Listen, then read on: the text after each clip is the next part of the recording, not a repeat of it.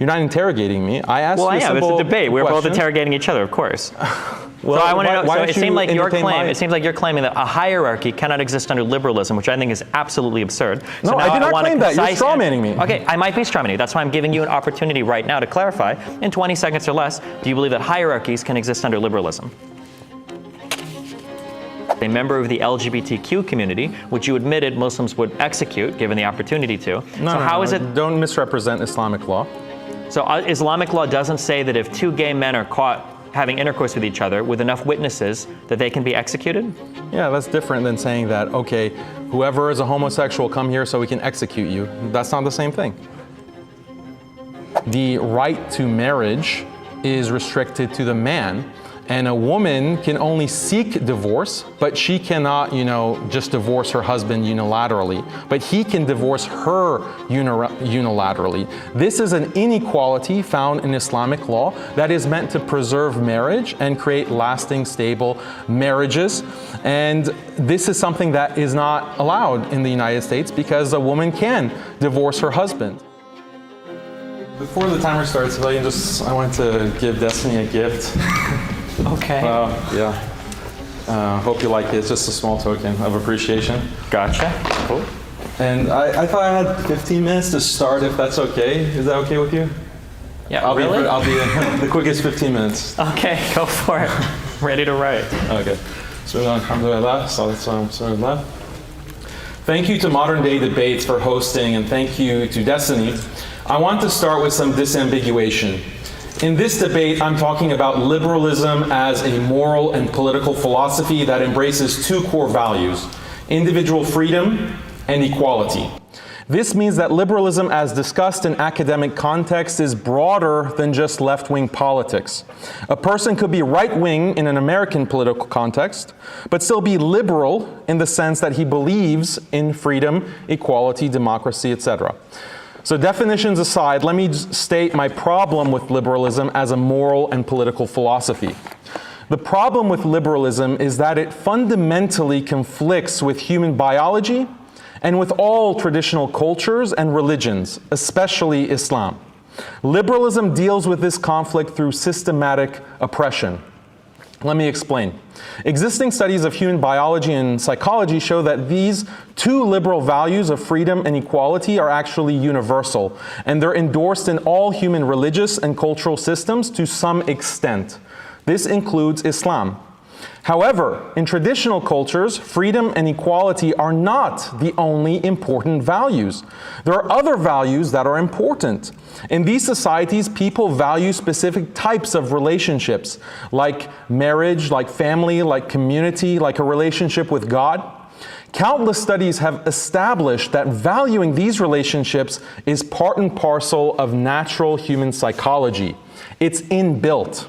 The reality is there are certain things that humans naturally crave, that they naturally find moral value in, that they naturally need for their happiness.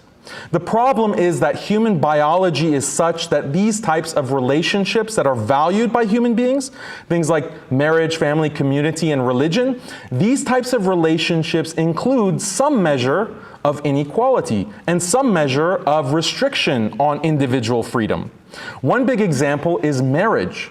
Humans biologically want to pair bond. They want to form these stable, long-term relationships with the opposite sex. So they get married. But marriage is something that results in restrictions on individual freedom. For example, you have certain obligations towards your spouse, which means you sometimes have to sacrifice your personal wants in order to fulfill those obligations. Marriage also involves some measure of sexual exclusivity, which further restricts your freedom. Marriage also entails division of labor because women get pregnant and have to nurse. There's also a type of inequality because you have different duties for male and female. So this type of sex differentiated pair bonding, which includes these inequalities and lack of freedom, is found in all liberal societies and cultures.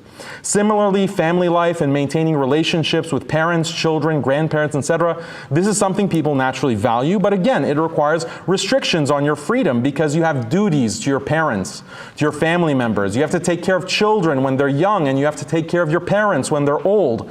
These obligations will often require you to sacrifice your personal autonomy. harmony. You also demand respect from your children, and they're required to obey you up to a certain age. That all involves some level of inequality. So maintaining family requires these limitations on freedom and equality. Similarly, humans naturally crave community and naturally believe that they're a part of a people. They're in the black community, the Hispanic community, Muslim community, Irish community. And humans naturally don't want their people and the traditions and cultures of their people to be destroyed. But the reality is community also requires certain types of inequality and lack of freedom. People in a given community have duties in order to maintain traditional norms in terms of shared dress, shared language, shared rituals. So that limits individual freedom, and all communities require hierarchies in some form or fashion. Some communities limit intermarriage, some communities require assimilation or limit immigration into their countries. All that involves the maintenance of certain inequalities.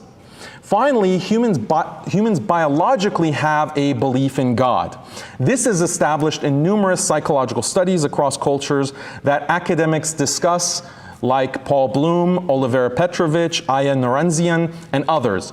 But again, belief in God leads to a lack of equality because people believe God is above them and that God requires some form of obedience and worship. This involves restrictions on one's personal freedom. People have obligations to pray, to fast, to do rituals. These obligations detract from individual freedom. So we have marriage, family, community, and God, and maintaining these relationships and the social institutions associated with these relationships requires some measure of inequality and some measure of lack of freedom. And that's a big problem for liberalism. And this is exactly why liberalism is hostile to all traditional societies and cultures, but especially Islam. But it gets worse because liberalism doesn't just say freedom and equality are good things. If that's all that liberalism said, that wouldn't be a problem because everyone, including Muslims, agrees that freedom and equality are great things to some extent. But what liberalism actually says is that we need to maximize freedom and equality above all else. And if maximizing freedom and equality means the dissolution of other values and traditions, so be it. What is evident is that if you adopt liberalism, this inevitably leads to the gradual elimination of marriage, family, community, and religion in society. Why? Because all of these things involve, for biological reasons, certain limitations on freedom and equality. So liberalism in that sense is hostile to the traditions of every single society in the world.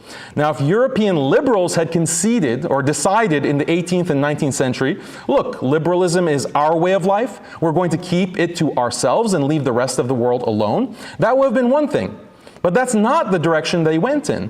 From its very inception, liberalism was intertwined with colonialism and the subjugation of non-European people.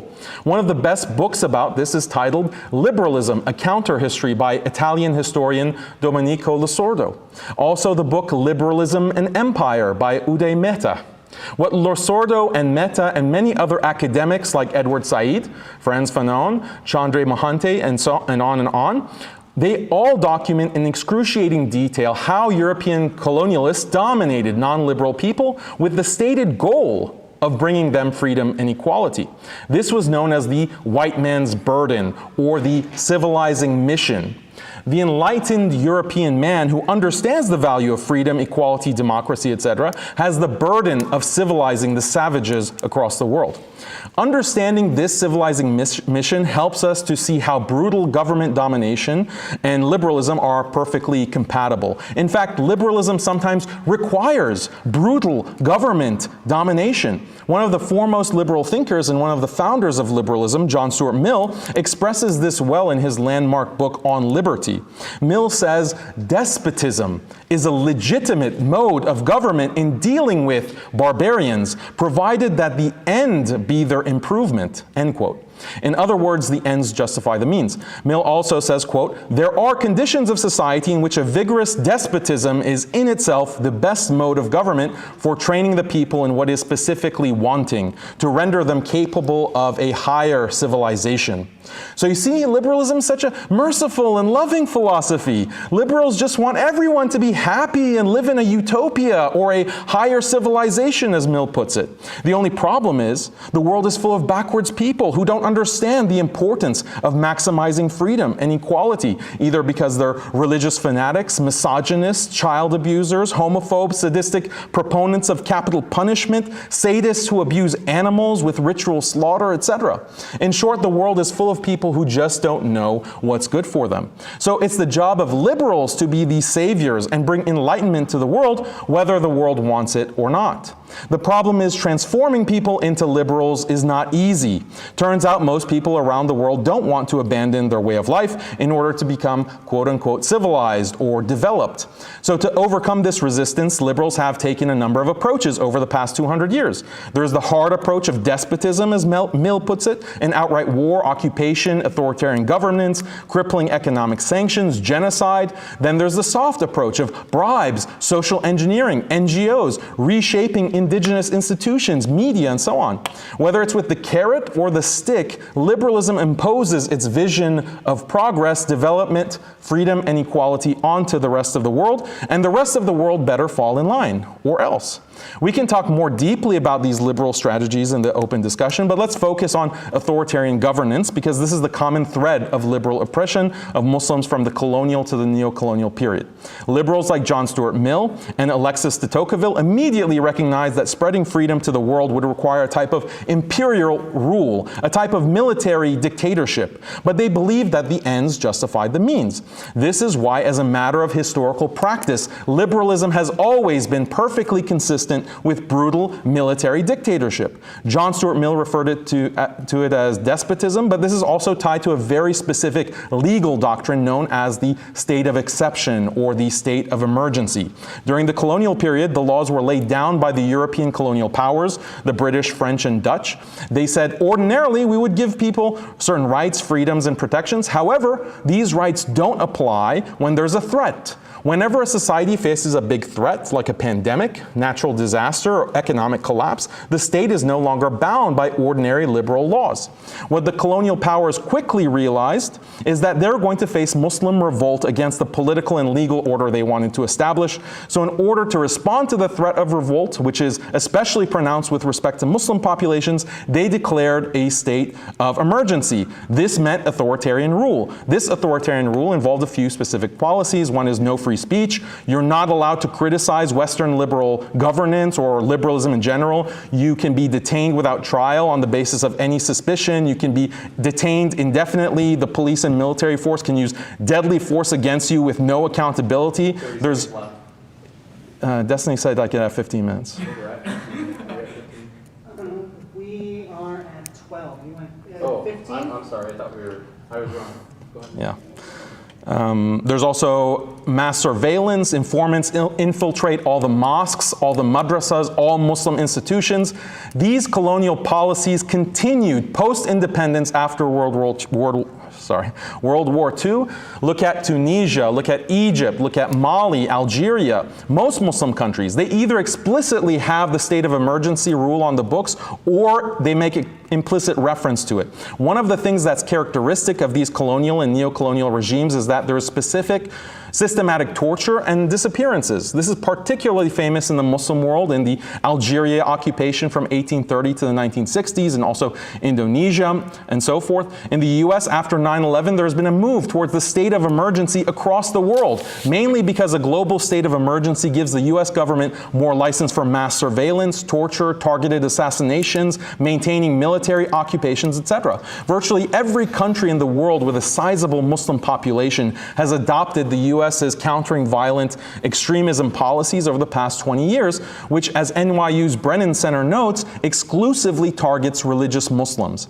After World War II, there are a large number of Muslim immigrants in the West, so they also start getting targeted with state of emergency legislation. And again, we can talk about CVE programs, the PREVENT programs, which are actively used by governments today to explicitly target Muslims who espouse non-liberal religious beliefs.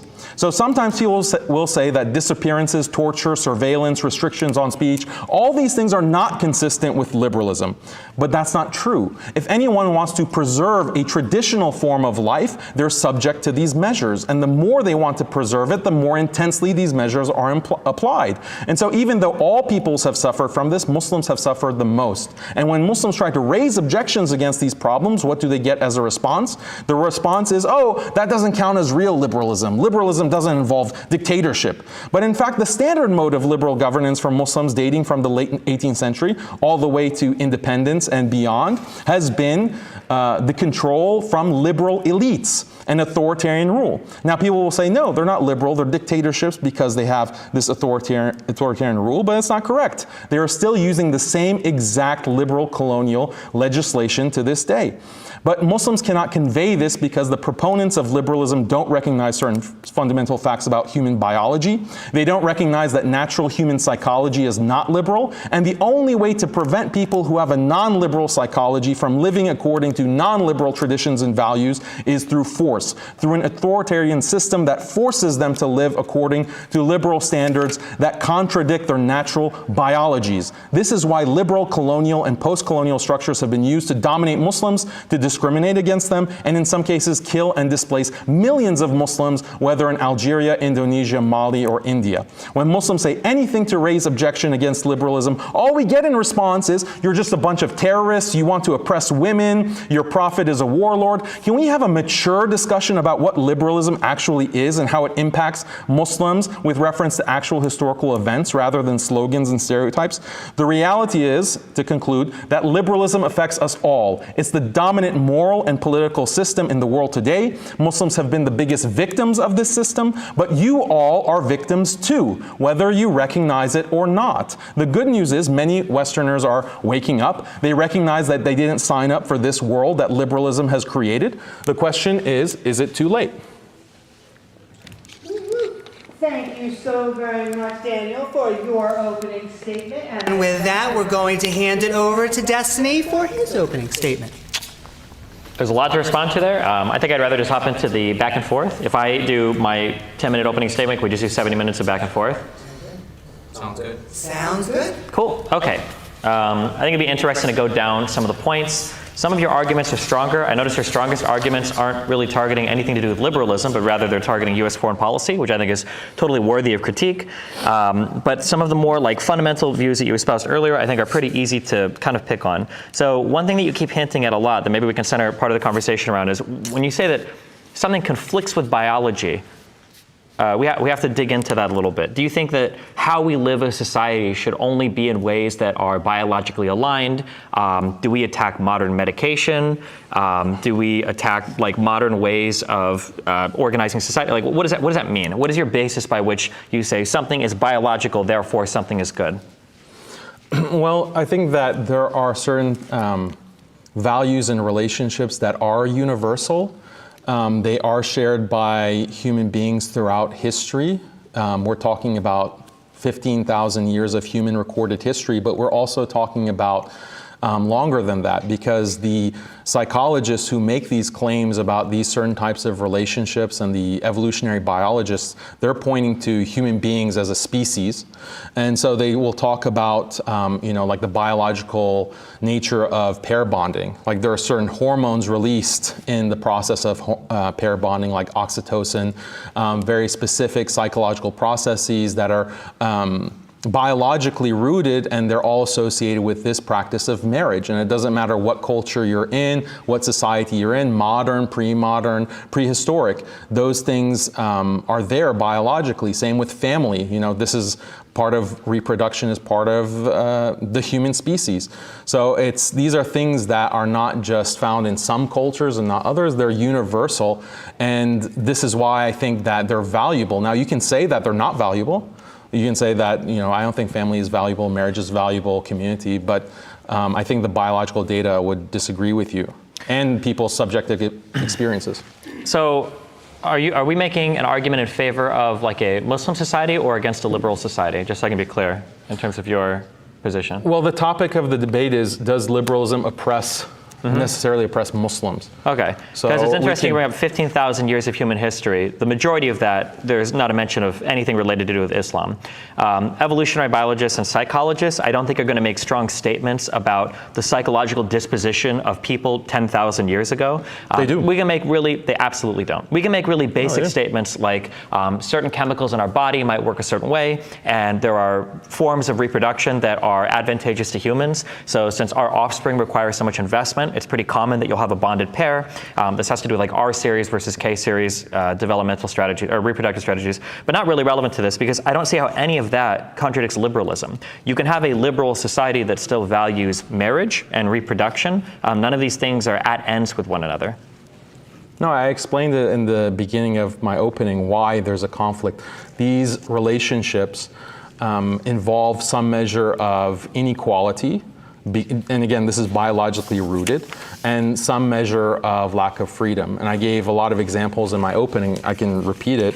Yeah. So and then the fact that you mentioned that it doesn't seem to matter, like the biology of it, not to liberalism, but in general. I mean, these things are well attested by evolutionary biologists and psychologists, evolutionary psychologists, moral psychologists, psychologists of religion. So I mentioned a few earlier. We can talk about Joseph Heinrich, Harvard anthropologist, world expert. Read his Secret of Our Success. Read Weirdest People in the World, which is a massive tome that talks about all of the biological data, citing experiments. So there's different ways to establish these kinds of relationships when it comes to community, marriage, belief in God, and family. You can look at animal studies because certain animals are claimed to be similar enough to humans where we can point to a biological basis. If it's in some kind of evolutionary antecedent of human beings, then that's strong evidence that it's biological for human beings as well. There's childhood studies and there's all kinds of cross-cultural surveys. There's neurological studies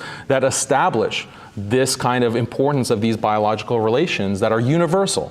Okay, so I agree that there are marriage type things where you have two people that are bonded and have a family, but that's a far cry from the constructing an entire civilization from there, is all I was saying originally.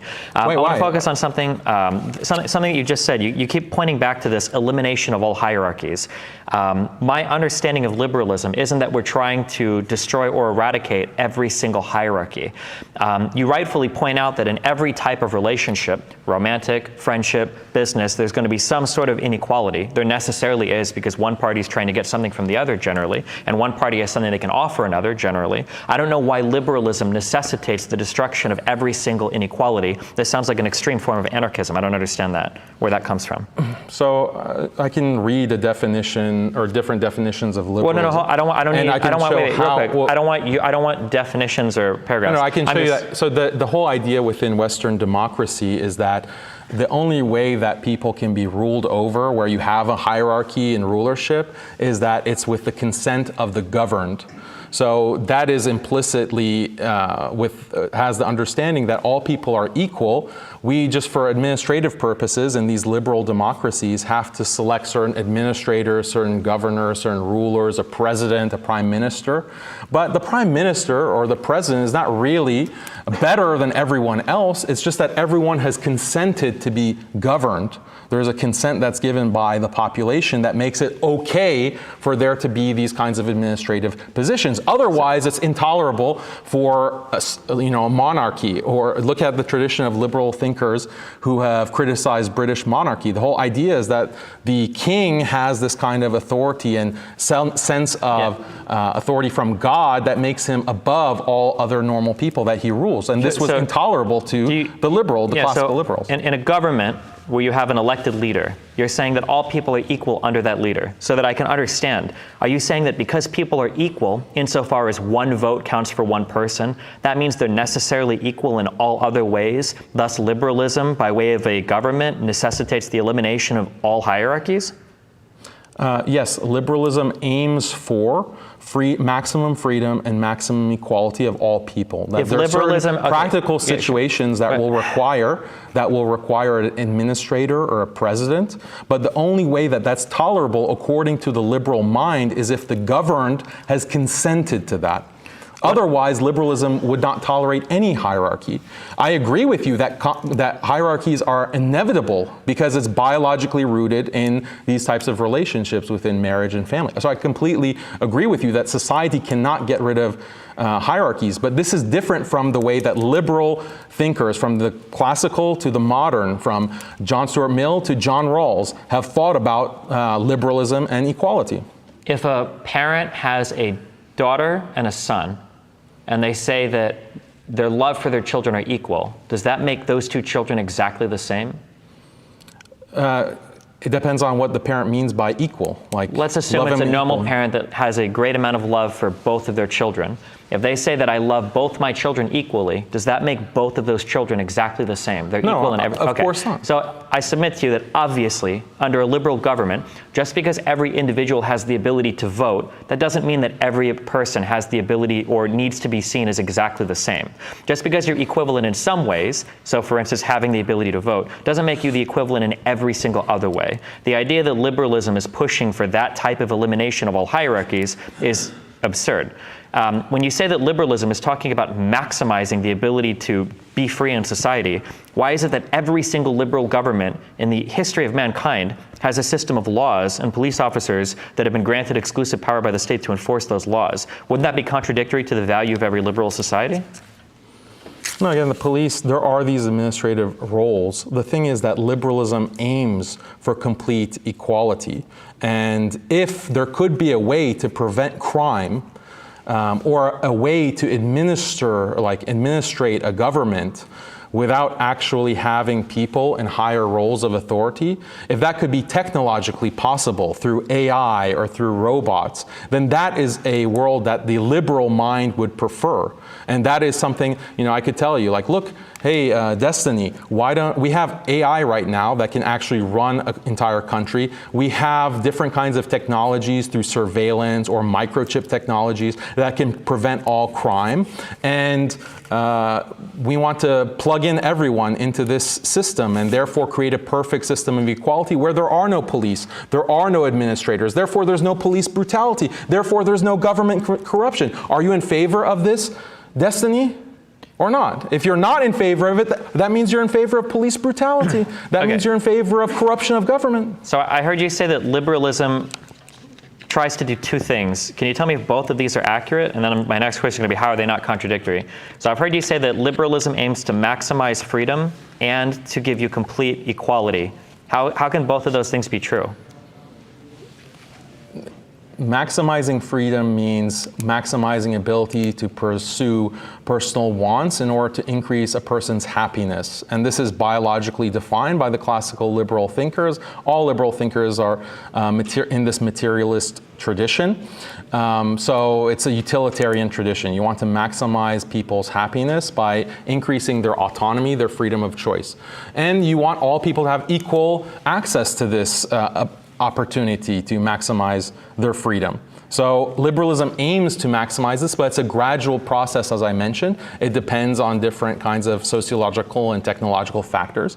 But there's no conflict, there's no contradiction in freedom and equality. It's in the definition of liberalism. Again, I can quote Britannica, Concise Oxford Dictionary. They all define liberalism in this way, as the political and moral philosophy to maximize freedom and equality. Are they contradictory, like they don't get their own definition? The problem is I think that your reading of some of these definitions is a bit reductive.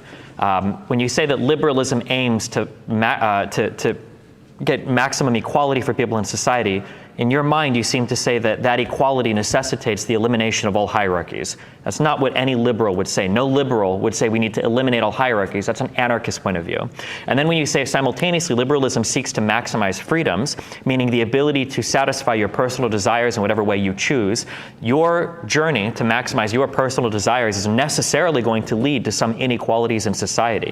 Now, if you want to get into a finer conversation on whether or not liberals would seek to maximize an equality of opportunity versus an equality of outcome, outcome, that's fine. But I don't think it's fair to say that from your definition, liberalism wants to make people equal. We can go from there to say liberals want to eliminate the family because there's a hierarchy there and all hierarchies must be eliminated. Or do you believe that liberalism seeks to eliminate all hierarchies? And if that is the case, how can you say that, now earlier you tried to handwave police officers as being administrative people, but that's necessarily some form of hierarchy there. Why is it that every single liberal government starts with a form of hierarchy in the form of elected officials and then people that have an exclusive use of state power and then citizens?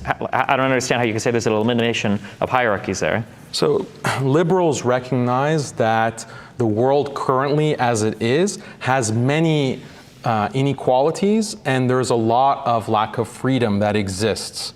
This can be in terms of gender, this can be in terms of sexual orientation, this can be in terms of different communities with wealth inequality or racial inequality. There can be many types of inequalities that exist within liberal countries, but the liberal wants to constantly and gradually reduce these inequalities in order to maximize freedom. And they explicitly recognize, John Stuart Mill recognizes this, Alexis de Tocqueville recognizes this, Jeremy Bentham recognizes this, that technology can be used to reduce these inequalities and in order to maximize freedom. So in the context of family, you have this problem for the liberal, and many feminists have commented on this. For example, Shillamuth Firestone, she says that, well, it's not really fair that women have to be pregnant, because when they get pregnant for 9 months, they're in a weakened state, and they have to rely on others. This is a state of dependence. This dependence causes inequality, because then the woman doesn't have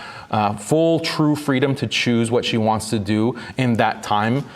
So if we could somehow find a technology like an artificial womb where the task or the labor of reproduction could be outsourced through technology, then that would create a more equal situation between men and women, because now women don't have to be saddled with the labor of reproduction. The technology now actually is starting to come into fruition, and many feminists and liberals are happy about this because this creates a society where men and women can now be more equal. I mean, that's an extreme example. Any kind of technology, the washing machine, the washer and dryer, the stove, all of these technologies make the duties that women have less in terms of cooking or maintaining a household, and that creates equality between the genders and more freedom. So this is something that the liberal thinkers from 200 years ago recognized.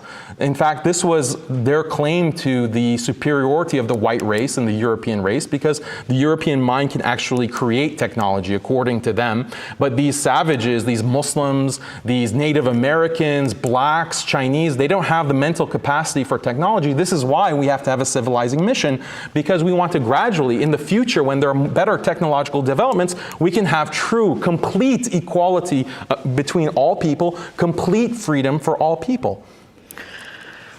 I feel like the error you're thinking here just comes from this really weird way of reading what inequality or equality is. We can reduce certain inequalities that exist between groups of people without necessarily saying that those people are the same. If you want to make the argument that women should have less of a burden during childbirth, I think that's probably a good thing that every single person in society would agree with. Even if you're not offloading the birthing process, we still have special medication that women take. You get an epidural when you're having a pregnancy. We have special care both before and after for women having children. I think that easing the burden of different people during different stages of life isn't necessarily a bad thing, and it doesn't make those people the same as well.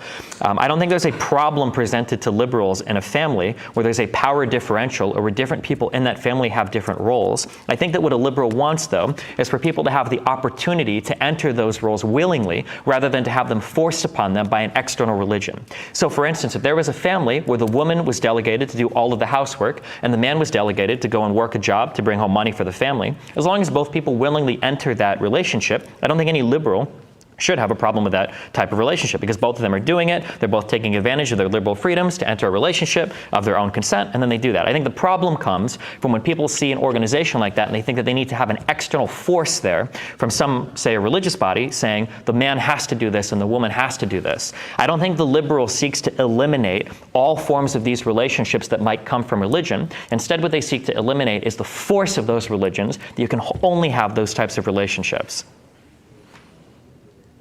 So I don't know why you say that.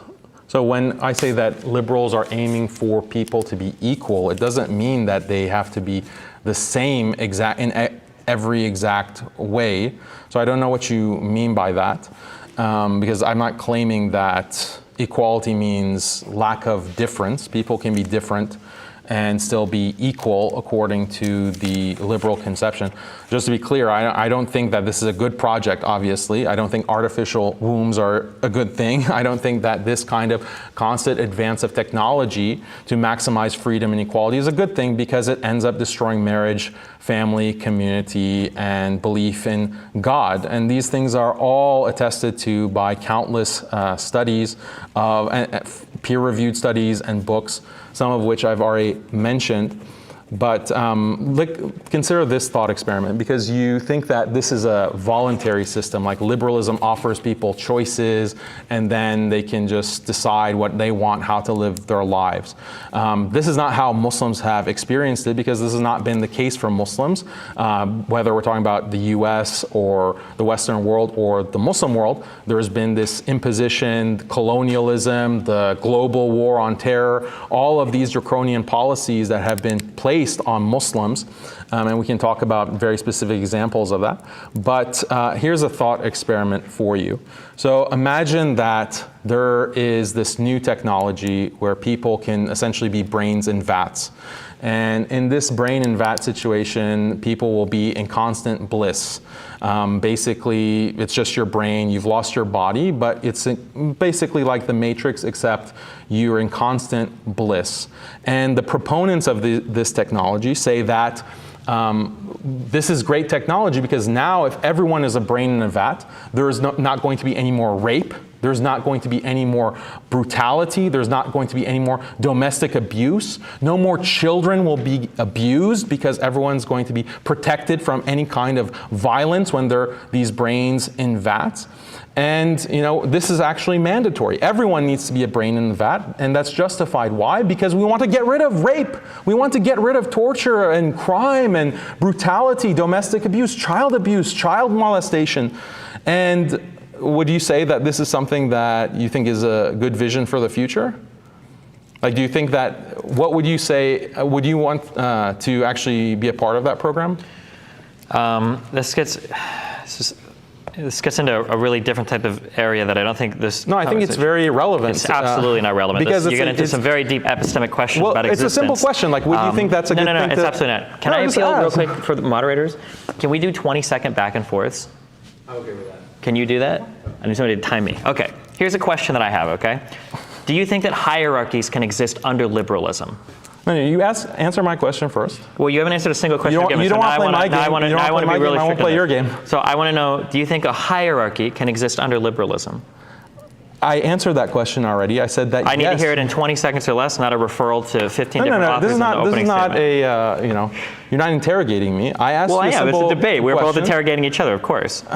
Well, so I want to know. So it seems like you're claiming that a hierarchy cannot exist under liberalism, which I think is absolutely absurd. No, I did not claim that. You're strawmanning me. Okay, I might be strawmanning you. That's why I'm giving you an opportunity right now to clarify. In 20 seconds or less, do you believe that hierarchies can exist under liberalism? What do you mean by liberalism? Do you mean actual liberalism or your fantasy liberalism in your head? Liberalism, how it's played out in every history of society where there have been hierarchies. Yeah, I acknowledge that there are hierarchies in liberal society. Okay, so hierarchies, do you acknowledge? Mainly between Muslims at the bottom of the hierarchy and liberals at the top. Yeah, that's a hierarchy that has existed throughout Muslim history. So who do you think can live in each other's society easier? Liberals in a majority Muslim society or Muslims in a majority liberal society? What do you mean by easier? You figure it out. You can figure it out. However you think. Who's going to be happier? I'm not asking who's going to be happier. Let's say, let's say. You didn't define easier for me, so I'll have to define it for myself. Okay, sure. We'll say happier. Yeah, liberals living in a Muslim society. Do you think everyone living in a Muslim society is going to be happier? Do you think LGBTQ people would feel the same? What do you mean by LGBTQ people? Lesbian, gay, bisexual, transgender, or queer people. Do you think they would be happier living in a Muslim society or a liberal society? A Muslim society. Why? Because this is, as I said, Islam is preserving marriage, family, community, belief in God. These are things that are biologically rooted. LGBT, we can talk about whether that's biologically rooted or not. But the basis for these four things I mentioned, they're universal. They've been seen This has nothing to do with my question, right? So yes, no, it does, because human beings, there's an objective answer to what makes human beings happier. What makes them psychologically happier do you think is correlated to these four relationships. So if they're in a society that preserves these four kinds of relationships and institutions, they're going to be, by definition, happier. Do you think a Muslim society would seek to eliminate LGBTQ people? So Islamic law has prohibited same-sex behavior. And also has rules for killing gay people if they're caught by enough witnesses, yeah? Yes, absolutely. I've discussed this many times, as do other religions, as do all traditional Well, I'm not cultures arguing and for other societies. religions. I'm arguing in favor of liberalism right No, because now. you're trying to present this case of liberalism versus Islam, and I'm trying to reframe it in the proper context Well, of you're trying liberalism to- versus all societies, all religions, and all cultures. Okay, we can do that. Because- We can do that as well. But do you think that I'm going to defend another religion that would try to kill gay people? Do you think that would be an argument that I This would debate take? is not about you defending Islam. I'm not trying to You're defend trying to Islam. defend. I'm attacking it right now. You should try to defend liberalism when I've pointed out that liberalism has these So kinds of major harms. You've one had no defense- real response to that. I'm absolutely You're just asking these bizarre questions, and you're not answering not- my so, questions. to be clear- I asked a lot of your answered a lot of your to be questions. clear- Let me ask a Well, question. hold on. I haven't asked a single bizarre question. I think my questions are You're very fair. interrogating me. You're interrogating Can you me. give me an and you haven't example of answered my one questions. question that I've asked so far that's been bizarre? Asking me whether hierarchy can exist in a liberal system. Okay. After I explained it 10 different Do you times. think it might be fair that when you tell me that families can't, did you not say that families can't really exist under liberalism? I said that liberalism gradually erodes family over time, and this is a statistical fact Is that has because- been and is that because of the documented inequalities? by sociologists, by anthropologists. Read Joseph Heinrich. Is that because I'm not talking to Joseph Heinrich? I'm talking Yeah, to you. well, okay? I'm So citing my authorities question, that you're are not citing specialists in anything. this You're field. giving me a name. I want an argument. Okay. So I if you've gave read a you good the argument by him, then give me that argument. I don't need you to cite the author. Families are So the- eroded. Families are so- eroded by liberalism. Yes, that answers your question. So no, that doesn't. The question was, can families exist under liberalism? Yes, they do right now. We have families, don't we? Great, that's good, But okay. unfortunately, they're whittling down from nuclear families to single-parent households to people who don't want to even get married, people who don't want to even have children. That's the reality. The statistics, if you look at Pew polls, if you look at the demographics, people don't want to get married. They don't want families. Sure. Now, that didn't exist in the past. This is a directionality to these trends in liberal societies. Sure, but these trends may or may not have existed predating any modern Abrahamic religion we have, or anything No, they that is do, popular. because they're evolutionary according to evolutionary Sure. biologists. Yeah, I'm just saying not that- an evolutionist, but I'm just- I presume I'm that just you saying- are. I'm just the saying that- evolutionary biologists are confirming this historic reality. You can dig up the bones and see, okay, the families in their huts because of some kind of volcano that buried them under it, and you can see the families from thousands and thousands of years ago, prior Okay. to prehistory. So we've agreed that families and hierarchies can indeed exist under liberalism. I'm good, we agree there. You don't have any disagreements. Okay. But that's not what liberalism aspires to. So- Liberalism is corrosive to families and marriages and communities. You know how many communities have gone extinct due to 200 years of liberal power and colonialism? Okay, so we both agree that hierarchies and families can exist under liberalism. My earlier question, you didn't really answer satisfactorily. I asked earlier, do you think a liberal can live easier in a Muslim society, or Muslim can live easier in a liberal society? Now, you seem to say that a liberal could live easier in a Muslim society, but when I test the borders of the more extreme liberal views, it seems like these people wouldn't actually be able to live in a Muslim society. So one of the examples that I gave was a member of the LGBTQ community, which you admitted Muslims would execute given the opportunity to. Don't misrepresent Islamic law. So Islamic law doesn't say that if two gay men are caught having intercourse with each other with enough witnesses that they can be executed? Yeah, that's different than saying that, okay, whoever is a homosexual, come here so we can execute you. That's not the same thing. Okay, I'll restate that a tad more charitably. So it's not a guarantee that you'll get executed if you're gay. It's just a decent chance if you get caught doing it, right? So how can you say that an LGBTQ person would have an easier time living in a Muslim society than in a liberal society. Okay, so let's just, for the sake of this kind of line of argument that you want to keep repeating, okay, there are these LGBTQ people. Let's say that this is natural, even though all the scientific research has established that there is no natural basis. There's no natural basis to this from nature. This was recently published. There are gay animals too. But go ahead. This was recently published that it's primarily environmentally factors. Yes, there's a Nature article. There's a Nature article that says gay animals don't appear. No, this is about finding the genetic basis of homosexuality. I will bet you $25 friendly that there is no Nature article that says we've confirmed there is or is not a genetic basis for a sexual orientation. You're absolutely out of, there's no chance. Okay, well, someone can look it up right now, Nature. I don't have it right here in front of me right now, but they established that 30% they can associate 30 possible genes that might be associated with homosexual orientation. This sounds closer to truth. Okay. 30%. What that means is that 30% who have this mix of genetics, only 30% of those who have this mix of genetics actually express homosexual desire. 70% who have the exact same genetics do not express this. So they determined on the basis of this 30-70% split that it's more of an environmental factor that causes homosexual behavior. And this is very obvious when you look at other studies and when you look at human history. But I'm conceding your entire point. I'm conceding that it's biological. You're caveating a lot at the beginning with a poor understanding of biology. For the sake of argument, let's say it's biological. Okay. Well, guess what? Marriage is also something biological. The desire to pair bond is biological. That is. The desire to form families is biological. It's associated with hormones like oxytocin. Community is also biological. Check the research. Tribalism is part of human nature. And belief in God is also biological. So these are 4 biological things that are associated with human beings universally, and a Muslim society is far more conducive to preserving those things and protecting those things than a liberal society. So a liberal would be, as a matter of fact, much more happy living in a Muslim society as opposed to a Muslim living in a liberal society where his religion is attacked, his belief in God is attacked, his family is attacked, his community is attacked through all kinds of policies. Again, we can look at the colonial administration, we can look at different kinds of countering violent extremism initiatives that are applied in 85 countries around the globe. Before we get I'm trying to stop the rambling, okay? So Muslims can make communities and they can exist in a liberal society insofar as they don't violate the laws of that liberal society.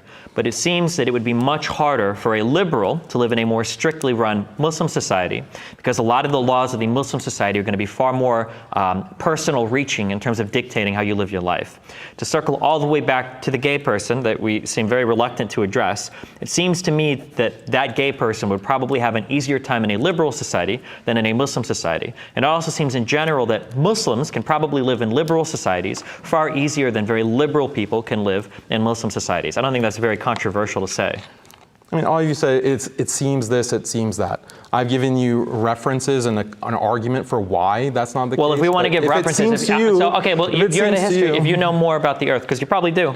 So I'll ask you honestly, if I were to go to the most extremely liberal countries in the world, like say the United States, could I find thriving Muslim communities there? And then if I were to go to the most extreme Muslim communities in the world, would I find thriving liberal societies there? What do you think would the answer to that question? What do you define? You keep defining this or using this term liberal, because Muslims can be liberal, Christians can be liberal.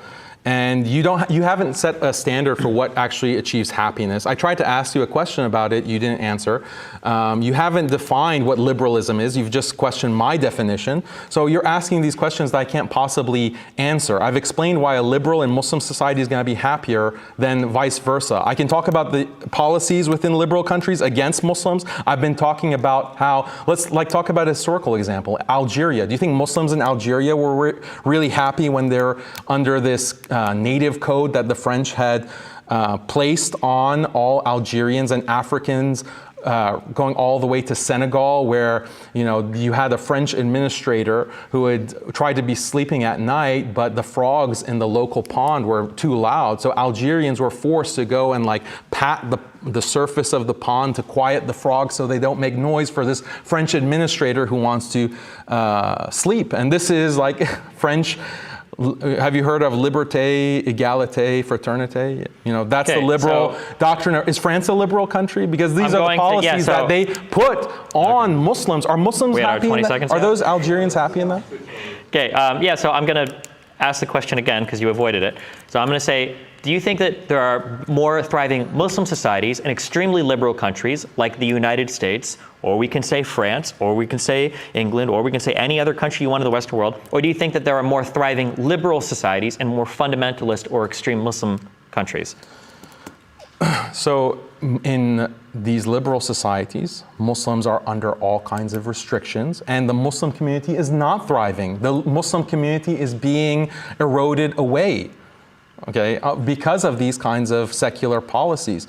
In terms of Muslim societies, Muslims have been able to accommodate many different religions and cultures. This is why Islam is the most culturally diverse, ethnically diverse religion, because we can accommodate all of these different kinds of cultures and different ways of life, and even belief systems.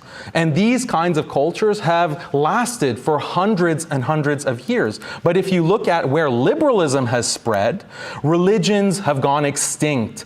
Actual ethnic peoples have gone extinct. Tribes have gone extinct. Languages have gone extinct. This is the actual colonial history that you don't want to confront. I'm bringing, okay, sorry. If you want to ask a question back, because I know you mentioned earlier you had other questions. I mean, he's asking me questions, so if I'm going you can ask too questions if you long. want. I think that the answer kind of speaks for itself. You don't want to engage with it for obvious reasons, I understand, but if you have questions, go for it. No, I really want to answer your question, but I thought I did. I don't think you do, because you know the answer, so. No, that's okay. Tell me. The question was, you think that liberals are just LGBT people?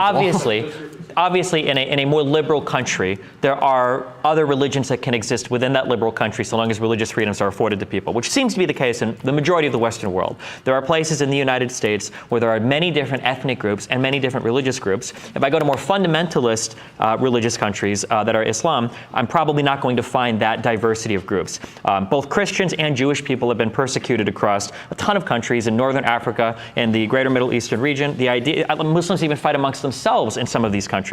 Whether you're talking about a Sunni or Shia divide that exists in Iraq historically, or whether you're talking about wars that are happening in Yemen, there's all sorts of religious conflict and geopolitical conflict that occurs there. The idea that liberals can exist in fundamentalist Muslim societies as easily as Muslims can exist in liberal dominant societies, I think is pretty self-evident. You can see that Muslims, you can claim that Muslims are under attack in liberal societies, which is probably better than in other societies where liberals have probably been killed, in Muslim societies or other religious groups that have been completely excised because more of the fundamentalist communities are intolerant of any other types of liberal communities. What you're saying is so unbelievably outrageous. Like, I can't express how outrageous this is. What part of it was outrageous? What Muslim societies exist in the world today? Where can Muslims actually implement Islamic law today in the world? And if they can't, why not? In countries in Northern Africa or in the Middle East? No, in Northern Africa, where are you allowed to apply Sharia, Islamic law? Where? Sharia law can exist in any country. What do you mean? Yeah, it can exist theoretically, yeah, but where does it exist in the world today? In any Muslim community, it should exist. No, this is where you're fundamentally mistaken. It's not allowed to exist because of a liberal world order. What does Sharia law mean to you? Listen to this example. Well, no, I don't want to understand, but I want you to tell me. What does Sharia law mean to you? Islamic law.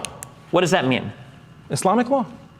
Okay, I'll get into a debate on Islam without knowing what Islamic law means? I will get, well, maybe you'll correct me then if I'm wrong. So I'll give you my understanding of Sharia law. You can tell me if I'm right or wrong. So a Sharia law in a Muslim community might mean that there are a special sect of punishments or behaviors that are enforced among that community that exist independent of any sort of national legal system. Do you agree with that?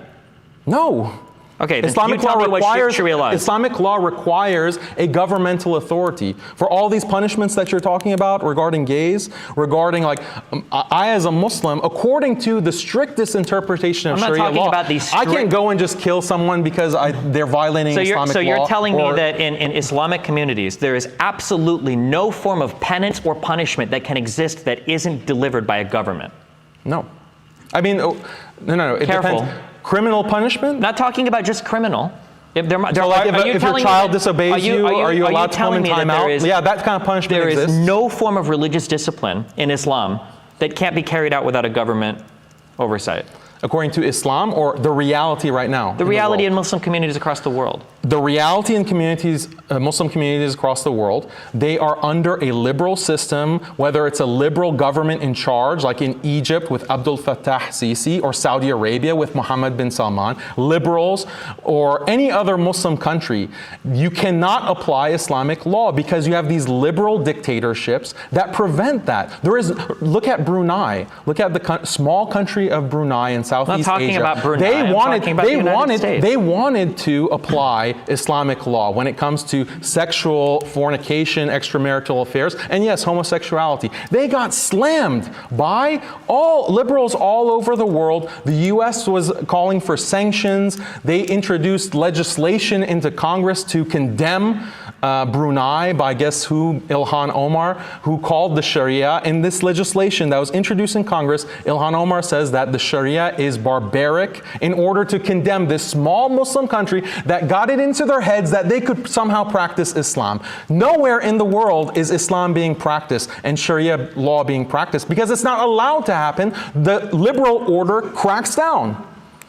So I agree that there are liberal governments that protect fundamental or basic freedoms that your religion might seek to infringe upon. I would consider that a positive. But I do believe that there are forms of Sharia or other types of religious laws, like Catholics, that can be enforced in countries that don't require you to kill people or execute people or do other things. You can excise people from your religious institution, like excommunication in the Catholic Church. There are forms of punishment, such as additional chores for children or for doing certain types of penance in religious communities that you could be forced to do as penalty for things. My understanding is that, much like under Christian laws, there can be forms of Sharia law that enforce these types of things. Or there might be other forms of punishment that could come down that don't require you to actually kill somebody. I think I can be concerned with other forms of punishment that don't just happen to do with executions. But if you're going to resist that, and you're going to say, well, no, actually, Sharia law is resisted all over the world in liberal societies because we don't let Muslims murder gay people, I guess I'll bite the bullet on that one and say, okay, well, in that case, I'm okay when liberalism is being authoritative over Islam, because I like to defend fundamental human rights among other groups of people. So, I mean, I'm sorry to say this, Destiny, but you're reducing Sharia and all of Islam to killing gays. I mean, this is really a reductive attitude, and I don't know if it's because you're ignorant of Islamic law, but Islamic law encompasses all areas of life. It encompasses theology. It encompasses like relationships between your neighbors, your family, your spouse. But which of those are prohibited under liberalism? Yes, this is what I'm getting to. This is what I'm getting to. In these Muslim countries, like Pakistan is an example, a very traditional Muslim country. Now, because of the pressure of liberal human rights in international law, they have introduced all kinds of marriage laws that affect family law within Pakistan.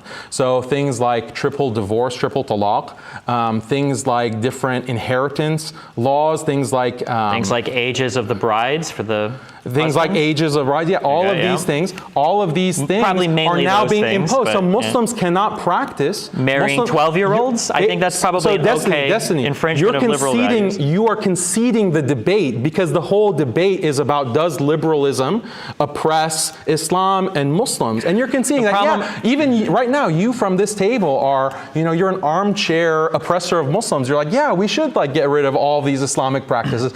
Yes, we should get rid of Islamic law. Yeah, so earlier you conceded the debate.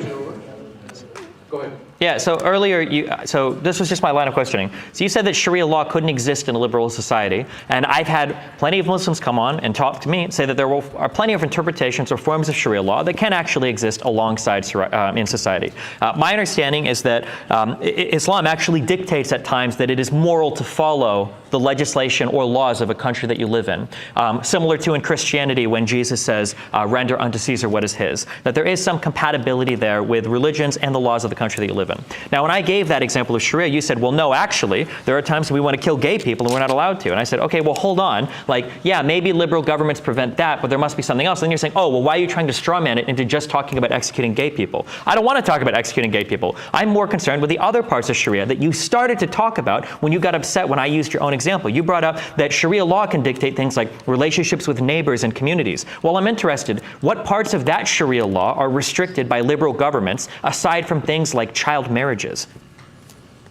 Yeah, so I mentioned a lot of things other than just killing gays and child marriage. You were just playing into the liberal stereotype that you're rambling. Let me tell you, like, you're just playing into that liberal stereotype that I introduced to the audience, that Islam is just about terrorism, it's about killing gays. I never said any of that. This is your example. So you've fallen into that caricature. Yeah, there's no problem with me as a Muslim, for example, praying. Like, I can go into the hotel room, I can pray, and I'm following Islamic law because the actions of prayer, the ablutions of prayer, these are all part of Islamic law. Is that prohibited in liberal society? You're strawmanning me because I never said that liberal society prevents all practice of Islam. So what are the good parts of Sharia law? I'm not trying to strawman you. You just have a really hard time answering my questions. So the only reason why I brought up executing gays is because you seem to point to that in terms of what Sharia law would dictate. But now I'm trying to get off of that because you brought up other things that I'm interested in. So what I'm curious about, and maybe you can educate me, and maybe I'd be opposed to it, you said that liberalism is authoritative and that it overrules other parts of Sharia law. And then you brought up vaguely things like relationships or community. Now when I've pushed you a little bit more on it, you mentioned, well, praying is part of Sharia. Praying is part of Islam. Liberals don't prevent you from praying if you're Muslim. In fact, my understanding is in certain workplaces in the United States, you can even get time off to do your 5 prayers towards Mecca a day or whatever if you want to. That religious freedoms in the United States are usually pretty well respected. And I think we would agree that the United States is a pretty liberal country. So I'm curious, besides child marriages and killing gay people, what are these parts of Sharia law that you think are being prohibited by liberal governments that otherwise shouldn't be? I mentioned them. I mentioned many Mention them again. I'm asking you clearly. Can you just mention them again? Marriage practices. So what type of marriage practice? Muslims cannot practice family law according to the Sharia in the United States. What type of family law? Family law, like divorce law. You can't get divorced in the United States? What do you mean? You can't get divorced according to Islamic requirements. You can get, so in the United States, I know that for Catholics, we're allowed to get divorced in a legal sense, but there's an extra religious process called an annulment, and that's something that you can practice in the United States. What part of Islamic marriage law can't be practiced in the United States? So, for example, this is a great example that's contrary to liberalism. In Islam, the right to marriage is restricted to the man. And a woman can only seek divorce, but she cannot, just divorce her husband unilaterally. But he can divorce her unilaterally. This is an inequality found in Islamic law that is meant to preserve marriage and create lasting, stable marriages.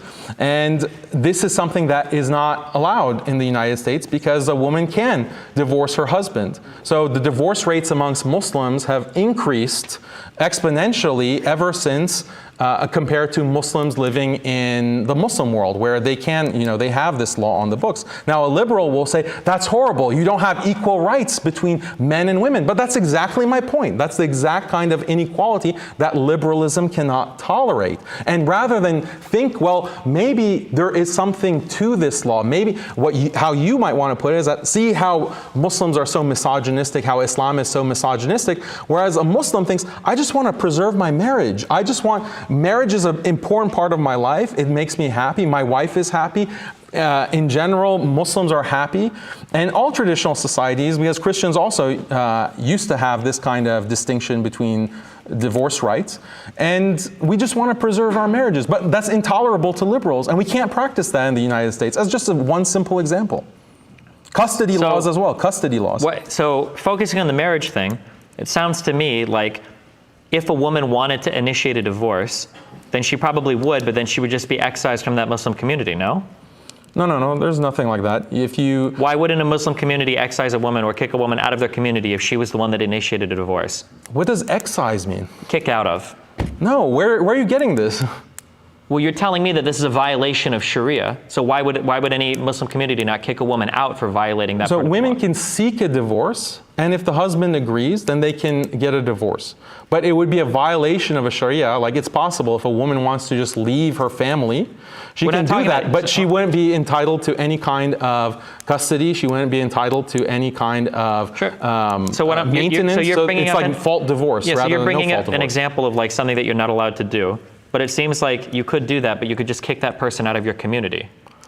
No, but that's something that there's no discouragement of that in the wider society, because the laws make it. But the wider society is not Muslim. But in a particular Muslim community, you could encourage or discourage that behavior. Or no, but in the U.S., what she can do is the Muslim wife can go to court and she can take half or more of the guy's wealth. He can take custody. That's all violations of Islamic law. The liberal law is going to assist her in actually violating Islam. Couldn't you enshrine this in a legal clause? Like, couldn't you just get a prenuptial agreement if that's something you feel so strongly about? And then you would have the legal protection for your Muslim marriage? Courts don't respect these prenups because they're fundamentally contrary to family law in the U.S. So you can't actually have these kinds of, or it's very easy to get out of those kinds of prenups because she can claim that, oh, he coerced me or the family pressured me to sign this prenup, and so it never holds up in court, actually. So if you get legal representation on both sides for a prenuptial agreement, it will hold up. This is how these things are negotiated commonly. This is why prenuptial agreements exist. If you're telling me that every prenuptial agreement could be challenged or thrown out, then there would be no prenuptial agreements. I'm in the Muslim community, so it's different from just a prenuptial agreement in other communities. In the Muslim community, and maybe this is also part of the liberal oppression of Muslims, these kinds of prenuptial agreements do not work. And I am friends with many imams who counsel these types of marriages to prevent that kind of messy breakup. Okay, do you think it's problematic if there are women that are in marriages only because they're not allowed to leave them? Or do you think that's an okay? I think it's okay. I think it's okay to limit certain amounts of freedom for the benefit of these kinds of institutions like marriage. I think it's a disaster when more than 50% of marriages end up in divorce. And usually it's women who initiate breakups, whether it's in marriage or casual relationships. This is something that is a terrible situation for people like everyone here in the audience. And Muslims too. Muslims in the audience, me, you can not go into a marriage and be confident that this will last. And you might be, as it's called, divorce raped because of feminist laws that are on the books that make it very difficult for men to actually want to get into that situation of marriage. You don't think that it might be hinting that there's some problematic aspect of society if there are certain marriages that women are locked into because they're not allowed to leave? I just answered that. I think it's fine, it's justified to limit certain kinds of autonomy. What if a woman is miserable in a marriage? She just has no option. She has options. So Islamic law, we can talk about all kinds of details. Yeah, what are the options? She can seek what's called a khula. She can seek a khula where so this is assuming that there's no abuse. So in Islamic law, if the husband is abusive, he's not providing for her rights, he is not providing for her maintenance, he is, just actually physically harming her, then she is, according to Islamic law, the Islamic judge, grants her what's called a fasakh. So that's divorce. Okay, they're separated, and he is actually he is obligated or liable to pay her maintenance. So let's say that she just doesn't like him. There's no abuse, but she just doesn't, is not attracted to him for some reason. She can seek a divorce as well, and the qadi, the Islamic judge, is going to mediate that and try to make it work out. And like I said, I have many friends who are imams, and they're involved in this process around the world. Wait, so it's this a very process you're good describing, system. how is this so much more different than a normal divorce in a Because liberal when there's society? no option, when the option is not there, okay, that you can just on a whim say, I'm tired of this, I divorce you, and face no consequences because it's a no-fault divorce system, then that almost incentivizes people to leave their marriages. And you're constantly blasting images of single life being great and just explore your sexuality. You have these websites that will help you cheat, and they have millions of subscribers. Okay, this is where on a tangent. So it sounds like then that there are similar processes then. You're telling me that if a woman really wants out of a marriage in Islam, then she can leave the marriage if she's just not happy. Then it sounds like we're not really that far away then from a liberal's understanding of marriage then.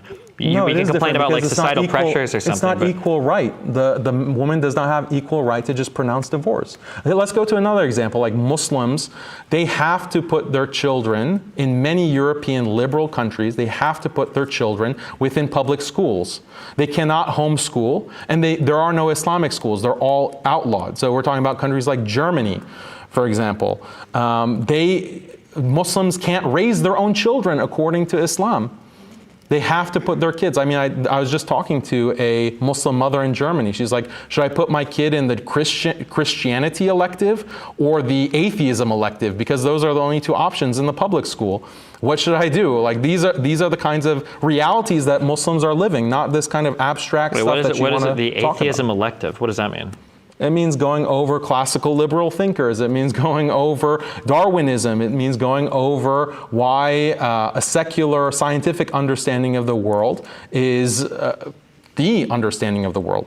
Okay, I agree. I think that there are some cases in which liberalism supersedes some forms of Islamic tradition. It seems like you would still be able to practice some of this at home, but obviously some of this would be inescapable. But most of the inescapable parts, I think, are things where I think we've advanced society far along enough that we probably, I would disagree with a lot of the Muslim tradition here.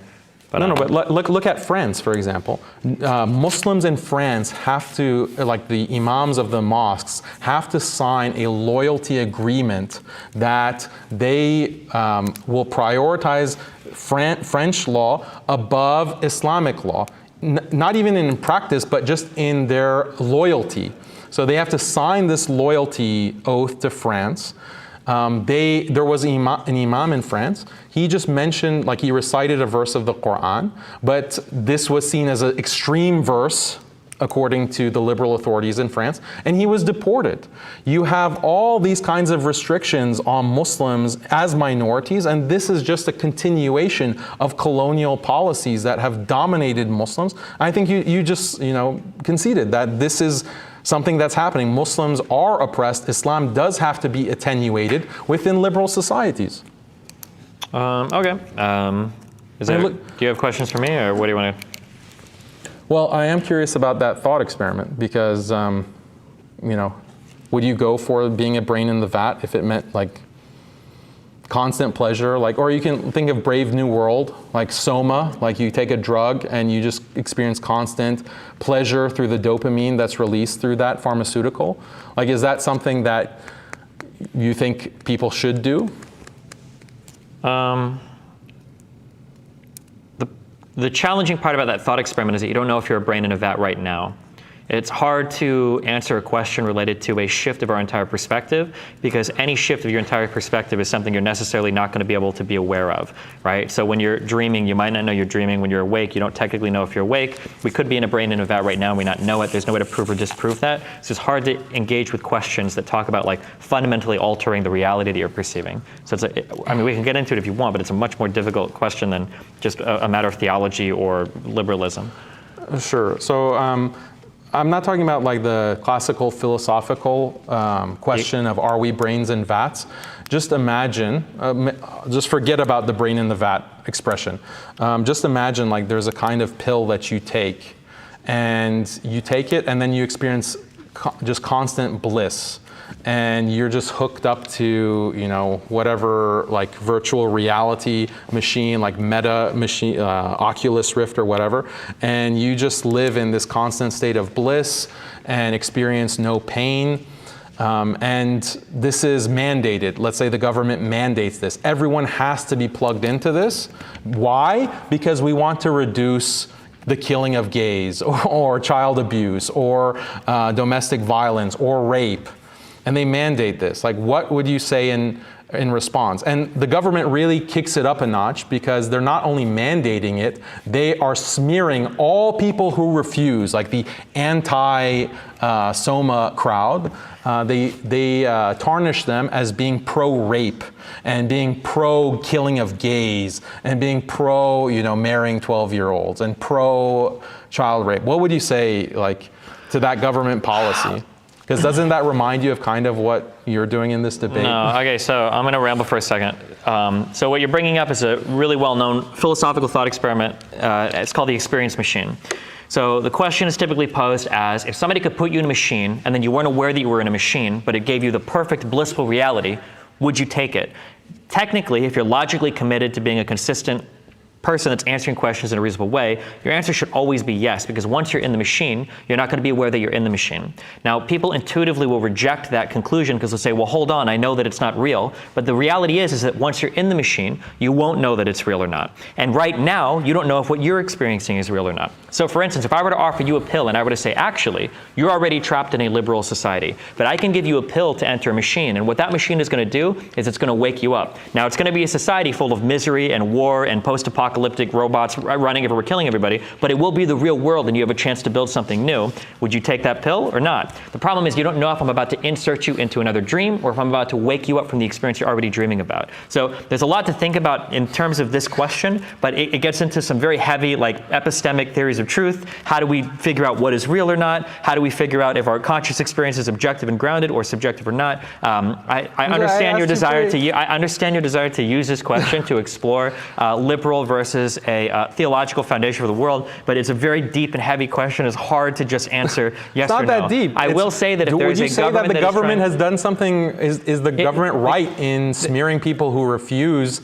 to take this option as pro-rape? If the option had to do with enforcing or embracing a society where we respect the civil liberties and values of people that are different than us, I would say that a government can enforce that. But if you're talking about putting people to sleep in a matrix and then doing it that way, I'd say the government probably doesn't have a right to do that. That's too much control of your life. Why? Because it's maximizing people's freedom. There's no more police brutality. There's no more racism. There's no more homophobia. The government doesn't seek to maximize every individual's freedom. It seeks to protect the freedoms of other people. You're pro-homophobia then? I never said I was pro-homophobia. Are you pro-rape? Because this is a perfect solution. This is a perfect solution. So, just like we can dissolve families, so there's no more parental abuse. The best solution to all crime is to nuke every single country on the planet, because when no humans are left, no crime is left. It's an absurd question. No. That's an absurd question. So if you tell me if you find a way to disable every human being, you can also get rid of crime, sure, but there's going to be trade-offs there that we're not willing to accept. There's plenty of ways that we can ensure ourselves have 100% security, but we're not willing to trade off the freedom that we get for it. For instance, if I were to get strip searched every single time I entered every single building, there'd probably be no shootings inside buildings, but that's not part of our freedom that we're willing to sacrifice in exchange for that level of safety or comfort. Much the same, if there are ways to get rid of homophobia and whatnot in society, we would probably embrace those ways, but not to the point where we say everybody has to go to sleep in the matrix in order to prevent crime. Why not? This is what I'm trying to pull out of you. Why not? Because you said earlier that a liberal society is one that seeks to maximize your autonomy and freedom, and nothing is less autonomous and more restricting of freedom than the government forcing you in a machine where you lack all autonomy. No, you do. You can have whatever you want in this virtual reality. Virtual reality is not reality. That's why it's virtual reality. No, we're imagining future technology. An imagination is not the same as reality. We're in this thought experiment. You know what a thought experiment is, right? There is a future technology that will allow you to fully live out your fantasies. And it will be a complete, blissful state that you're existing in. But you know before entering it that it's not real. The government can't force you to do that. It's the ultimate sacrifice of your autonomy. It sounds like you're fetishizing reality. Are you not fetishizing reality? Well, a Muslim does care about reality. That's why a Muslim has a principled basis to say, no, this is a terrible thing to do. Even though it maximizes freedom, it maximizes equality. It doesn't maximize freedom. Even though it maximizes freedom and equality, it's still not good. Why? Because there's no more marriage. There's no more belief in God. There's no more family to actually experience and community to actually experience. So a Muslim has a principled basis for saying no. A liberal doesn't, otherwise saying, well, reality is good, but that contradicts everything that you're saying before. If I lock somebody in a padded cell and I tell them they can do whatever they want for the rest of their life in that padded cell, I wouldn't say that I've maximized their freedom. That's not the same situation that I mentioned. I'd say that I've maximized their freedom within the padded cell. If you're talking about locking somebody up inside of a virtual reality machine and you're saying, well, look, you've got maximum freedom, you have maximum freedom insofar as you're restricted to that virtual reality machine. It's not the same thing. So what is the benefit of freedom? What is the benefit of freedom? In a liberal society, I suppose people would say the benefit of freedom is that we have the right to determine our own destiny, to make our own decisions about what we want to pursue in life, and we shouldn't have external forces that are pushing us towards something that we might not otherwise choose to do on our own. But what is good about that? Well, it gets into a deep question of what do we consider goodness? Yeah, what is goodness? I am asking you that. So, on a meta-ethical level, I think a lot of secular thinkers would say that goodness is the stuff that elevates man's experience and decreases man's suffering. What does it mean to elevate? Because it sounds like you're using very metaphysical language. Are some things that seem to appeal to our human nature. So for instance, being free of disease, having good food to eat, having friendships and relationships with people, that these are things that tend to elevate the human experience. They interact with our form in such a way, they make us feel happier. Okay, so if you care about happiness and you care about human nature, there is an objective answer to what makes people happier and what actually makes them feel good. And again, these are things like belief in God. Okay, religious people are often shown in studies to be much happier, and this is especially the case when you look at Muslim societies. People in marriages, people who feel like they belong to a community, like this is my community, whether it's an ethnic community or a religious community or whatever. People who have a loving marriage, that they feel confident that they can be happy in their marriage for an extended period of time, have children, be surrounded by loved ones, be surrounded by an extended family. These are all things that objectively make people happy. So we can ask an objective question: what system of life is actually going to be more conducive to these kinds of institutions? When we look at the statistics, in Western liberal societies, all of these things are being eroded. Belief in God, that's very clear with secularization. Read Ronald Engelhardt, look at World Value Survey. So everything that you've mentioned, marriage, community, relationships, family, all of these things can and have existed in liberal societies. Whether or not we're having issues related to them right now could be as much the fault of liberalism as it could be of technological advancements, or of industrialization, or of our siphoning off into cities and rural communities. There are plenty of reasons why we might be experiencing issues today. I don't think we can say that all of it is just because of liberalism. Nothing that you've given me is fundamentally incompatible with liberalism, and all of these things have existed in liberal societies since liberal societies have existed. Well, again, I'm talking about directionality. What is the direction? What are the trends in liberal societies? Globally, we can see this globally. Even Muslim societies, again, they're ruled by liberal elites, and they are liberalizing too, unfortunately. So you can see increasing secularization, loss of marriage, family, community. Technological advancement, you're saying that this could be a cause of these issues. There is a lot of research that speaks against that. And look at China, for example. China has been experiencing this kind of economic growth, but they are going the opposite direction of liberal states. They're actually becoming more nationalistic. They're cracking down on feminists. They're trying to strengthen marriages and making it more difficult for people to get out of their marriages. They're becoming less individualistic. So I don't agree that it's inevitable with economic advancement that you will find liberalization or you will find the dissolution of these kinds of relationships. So we talk about the direction that society is moving, and I think in moving away from religion, I think that some parts of that direction have been positive. So for instance, different types of people are able to live better in society today than they could when we were more strict in our adherence to religious beliefs. So for instance, LGBTQ people. I also think that women have enjoyed a great amount of the expansion of their freedoms in society today versus when we had a more religious society. You keep pointing to the fact that directionally we seem to be moving more liberal, and you're pointing out that even in Muslim majority areas that seems to be the case. If that is the case, isn't that a stronger argument that humans have a tendency for more autonomy, for more freedom, to live more liberal lives, when you see every single country in the world that trends more and more in this direction, and even Islamic communities aren't able to resist that push? No, it's because of a dominant liberal order. As I mentioned, the example of Brunei, as I mentioned, the colonial system that has left scars, deep scars on the entire Muslim world, and constant economic pressure from the US, from the EU, to maintain a liberal order. And look at the foreign policy from the State Department. There is a major cultural engineering mandate to make sure that the entire world accepts LGBT, accepts women's rights, accepts all of these liberal values. They're imposing it on the entire globe. That's why there's a trend. It's not because people naturally want liberalism. It's because it's not biologically, they're not aligned with that. They have to be forced by this global order. And women, by the way, are not happier now than they were 50 years ago. You know, we can look at the studies on that too. Why did the liberal order become dominant, socially speaking, if evolutionarily or biologically we're all happier in some more religious order? It was imposed. It was By imposed who? by force, by the colonial powers. But colonial by powers, the liberal powers, the Yeah, but the superpowers, these the US? liberal powers that rule through democratic institutions,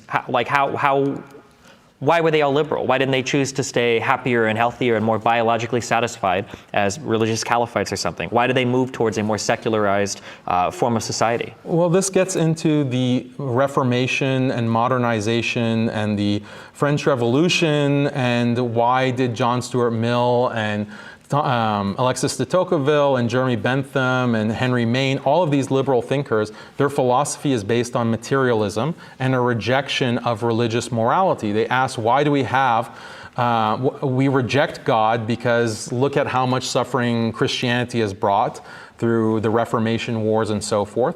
So we want a better standard for determining how to live our lives. We don't look to Scripture, obviously. We have to look to rationality, and we have to look to science. And when we look to science, all that exists is the human body. The human body experiences pleasure and it experiences pain. So goodness means to maximize pleasure and to reduce pain. They became the utilitarians, which were also the liberals. And the entire moral and political philosophy is on this utilitarian basis of maximizing human pleasure, like bodily pleasure. And it is on the basis of that philosophy of rejecting religion and accepting this kind of liberal utilitarianism as a higher form of morality that is not connected to religious barbarism, and religion holds you back with its traditions and its requirements. It reduces your freedom and equality. Now we have a better system, and it was on the basis of this kind of superiority complex, the self-perceived superiority of the European empire, that this was forced on the rest of the world. So philosophers don't make laws. Philosophers don't construct countries. Oftentimes philosophers are just locked in academic institutions writing papers at each other, arguing over esoteric points related to meta-epistemology or other obscure philosophical topics. They can write books trying to describe things or their own thoughts, but the idea that the average person is reading Rawls in order to figure out how they want to live their life is just not true.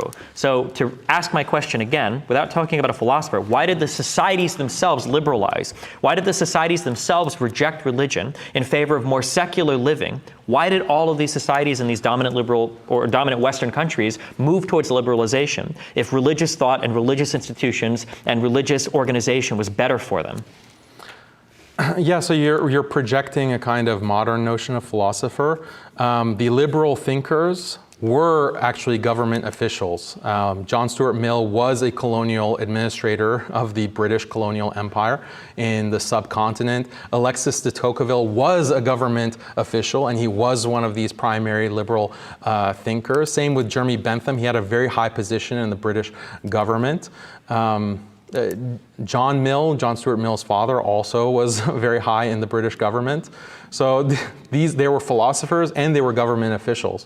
And the French Revolution, like the whole ideals of the revolution, are liberal, and that's what got established in the new French Republic. Why were there not revolutions by the people of the time against this order being imposed on them, though, especially in a time period where so many people are going to war with each other and fighting each other? I'm just trying to understand how, if you're telling me that a religious society is so much superior in so many other ways, so I'm trying to figure out if that is the case, how did these liberal societies become so large? And you can't just say, well, they were imposed by other countries, because there must have been the first liberal countries. So how did these countries grow so much, become so liberal, if it made all of the people so miserable? Unless you're just telling me that government officials, for some reason, decided to impose unhappiness and misery on their population for reasons. That's a great question. Let me clarify. So it's not that the liberal order makes people automatically miserable. Actually, liberalism in that time, in that context, led to economic growth and technological power. So it actually brought a lot of benefits to those European societies, and that allowed them to kind of dominate the rest of the world, which kind of snowballed into the situation of extreme inequality that we have today. So my argument is not that liberalism increases misery in and of itself. My argument is that it erodes these important relationships that are so critical to human happiness, not in a utilitarian sense of happiness in terms of pleasure, but in a higher sense of human purpose, happiness, and what we are as human beings in this world as creation of God, or evolved from monkeys, if that's what you believe, or apes. So that's the argument that I'm making. Yeah, there's a lot of benefits, but it's like offering a child candy. Like you can give the child candy and the child will experience a lot of pleasure eating that candy. But if that's all he eats, he's going to die. He needs some of the things that are bitter, some of the fruit, some of the vegetables, some of the meats. And that's what, a lot of traditions of the world offer. Islam offers it in the best, most complete way. But that's what's going to be the best thing for humanity, not this candy that liberalism offers. And with that, I want to thank both of our interlocutors, Daniel and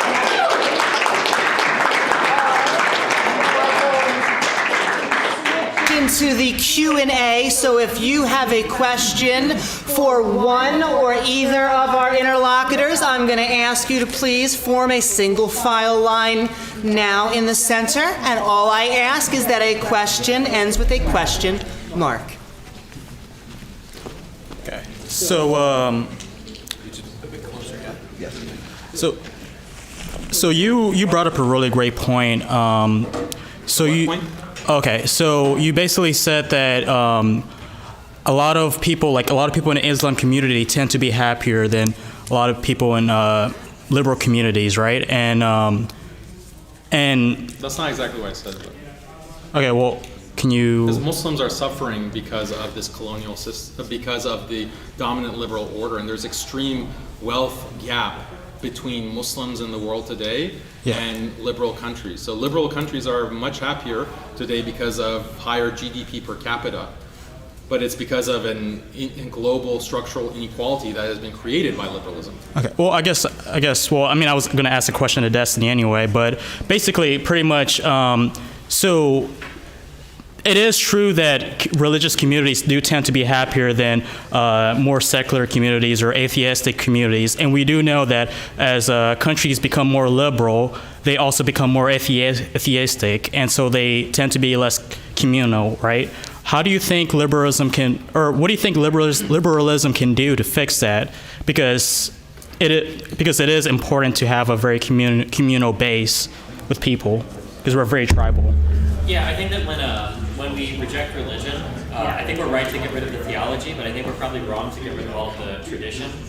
There's a lot of good that's wrapped up in religious tradition. So going someplace every week to hang out with people, to get some sort of like moral instruction from somebody. Other types of community service or life events, rituals that are associated with certain religions. I think that we were very quick to toss out everything when we became more secularized, and there's probably a lot of value in some of those institutions. Well, yeah. So what can liberalism do to fix that, I guess? Or like, do you think there's any possible solution towards that? Or I think that we have to get better at instilling community, but there's a couple of really big things that are working against that right now, and I think technology is a really big push in isolating people from each other today. I don't know how you overcome that particular thing, because it's so easy to turn to technological solutions for talking to other people versus like going out and actually doing things. So we're getting a lot more, I think atomized is the word. But you think that's a bad thing, right? Being atomized? Yes.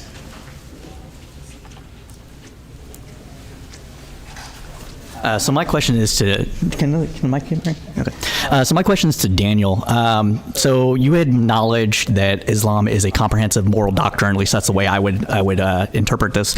And would that mean as such, since Islam recognized that it wouldn't be fully apparent to practice its own practices within different countries under different systems, and had prescripts for Muslims to follow in those situations, that by definition it's not necessarily being oppressed as an idea?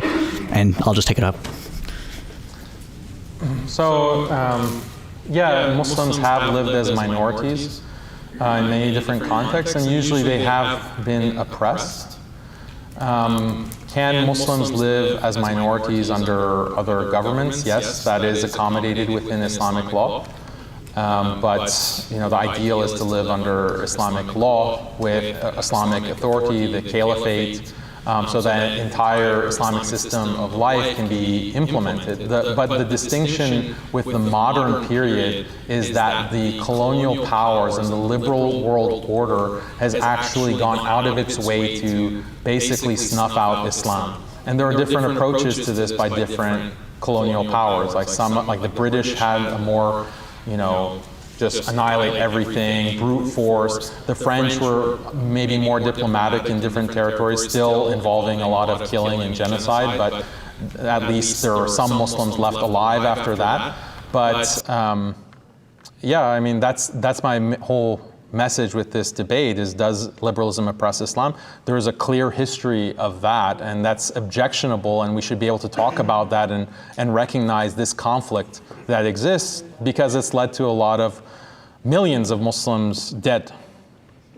And to follow up on that, I would just say that then if we're going to have a discussion on the oppression of liberalism within the Islamic community, why then is the Western community branded as Islamophobes when we wanted to discuss the Islamic oppression within our own communities that have happened centuries ago and continue to today within the ramifications of those cultures that did try to maintain their faith? If you look at the Pontus region of Anatolia, that is a region that was wiped out with the Pontian Greeks from 1914 to 1922. Hundreds of thousands were put on a death march. They were slaughtered. They lost their monasteries. They lost their communities. They lost their faith. These people have been pushed around the globe, Australia, in Europe, in America. Pontus? Yes, Pontian Greeks. We look at Hagia Sophia. Erdogan slapped the Orthodox community by changing it into a mosque again, fully fledged. It was no longer maintaining a balance between those two faiths with respect to one another, who both find Hagia Sophia as a religiously important basilica to both. So if we're going to say that, and I do think that we need to have a discussion about the oppression of the Islamic community by colonial powers, at the same time, you cannot negate the Islamic oppression of other communities. And that would be my only rebuttal to that. Because I think a lot of people get branded as Islamophobes for doing that, and that's not right. Yeah, so there has been, Islam doesn't deny war, and it doesn't deny that. It does. Well, sorry? I mean, Dar al-Harb. I mean, of course it's all about war. No, I wouldn't say that Islam is all about war. Islam acknowledges that war is a part of human reality, and all humans throughout history have been involved in conquering and displacing. The difference with Islamic practices is that there is a code of ethics of how to deal and how to treat the minorities. Are a code of ethics? The what? Are death marches a code of ethics? Where in Islam are there death marches? Where in the Quran, can you point out in the Quran where there are death marches that are prescribed, or in Hadith? Where in the example of the Prophet Muhammad, peace be upon him, are there death marches?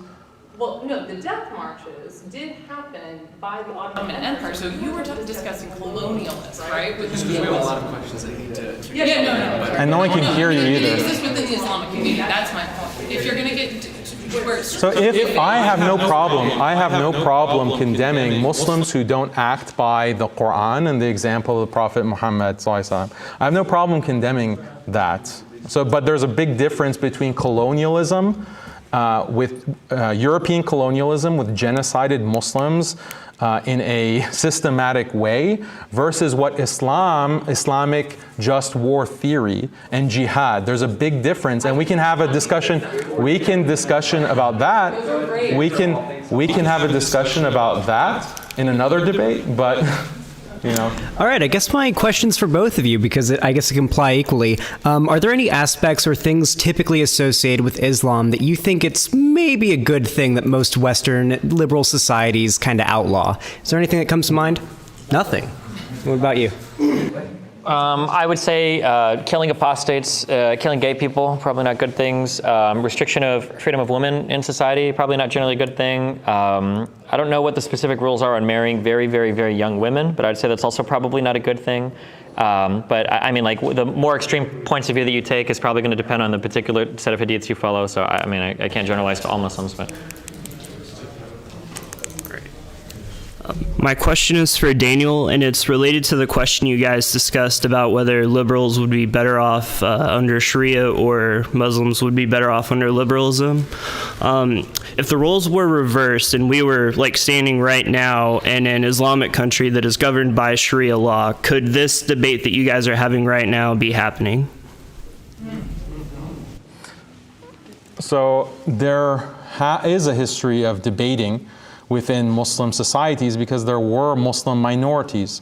There were Christian minorities, there were Jewish minorities, in some places there were Zoroastrian minorities, some in the subcontinent there were Hindu minorities under the Mughal Empire. So there were debates that happened historically. If you don't have a historical understanding of Islam and instead you have this caricature that you read from Sam Harris or Richard Dawkins, then you're not going to know about this history. So yes, there's been a long tradition of debate and free inquiry in Muslim history, but Islam sets certain kinds of rules that I'm not apologetic for. Certain rules when it comes to blasphemy. We don't want atheists in Muslim societies constantly undermining our religion. Why? Because it's going to destroy the religion. Just like if you had, a black community and the black community was allowed to have not insurgents, but agent provocateurs, which actually the FBI did do with COINTELPRO. They inserted these black agent provocateurs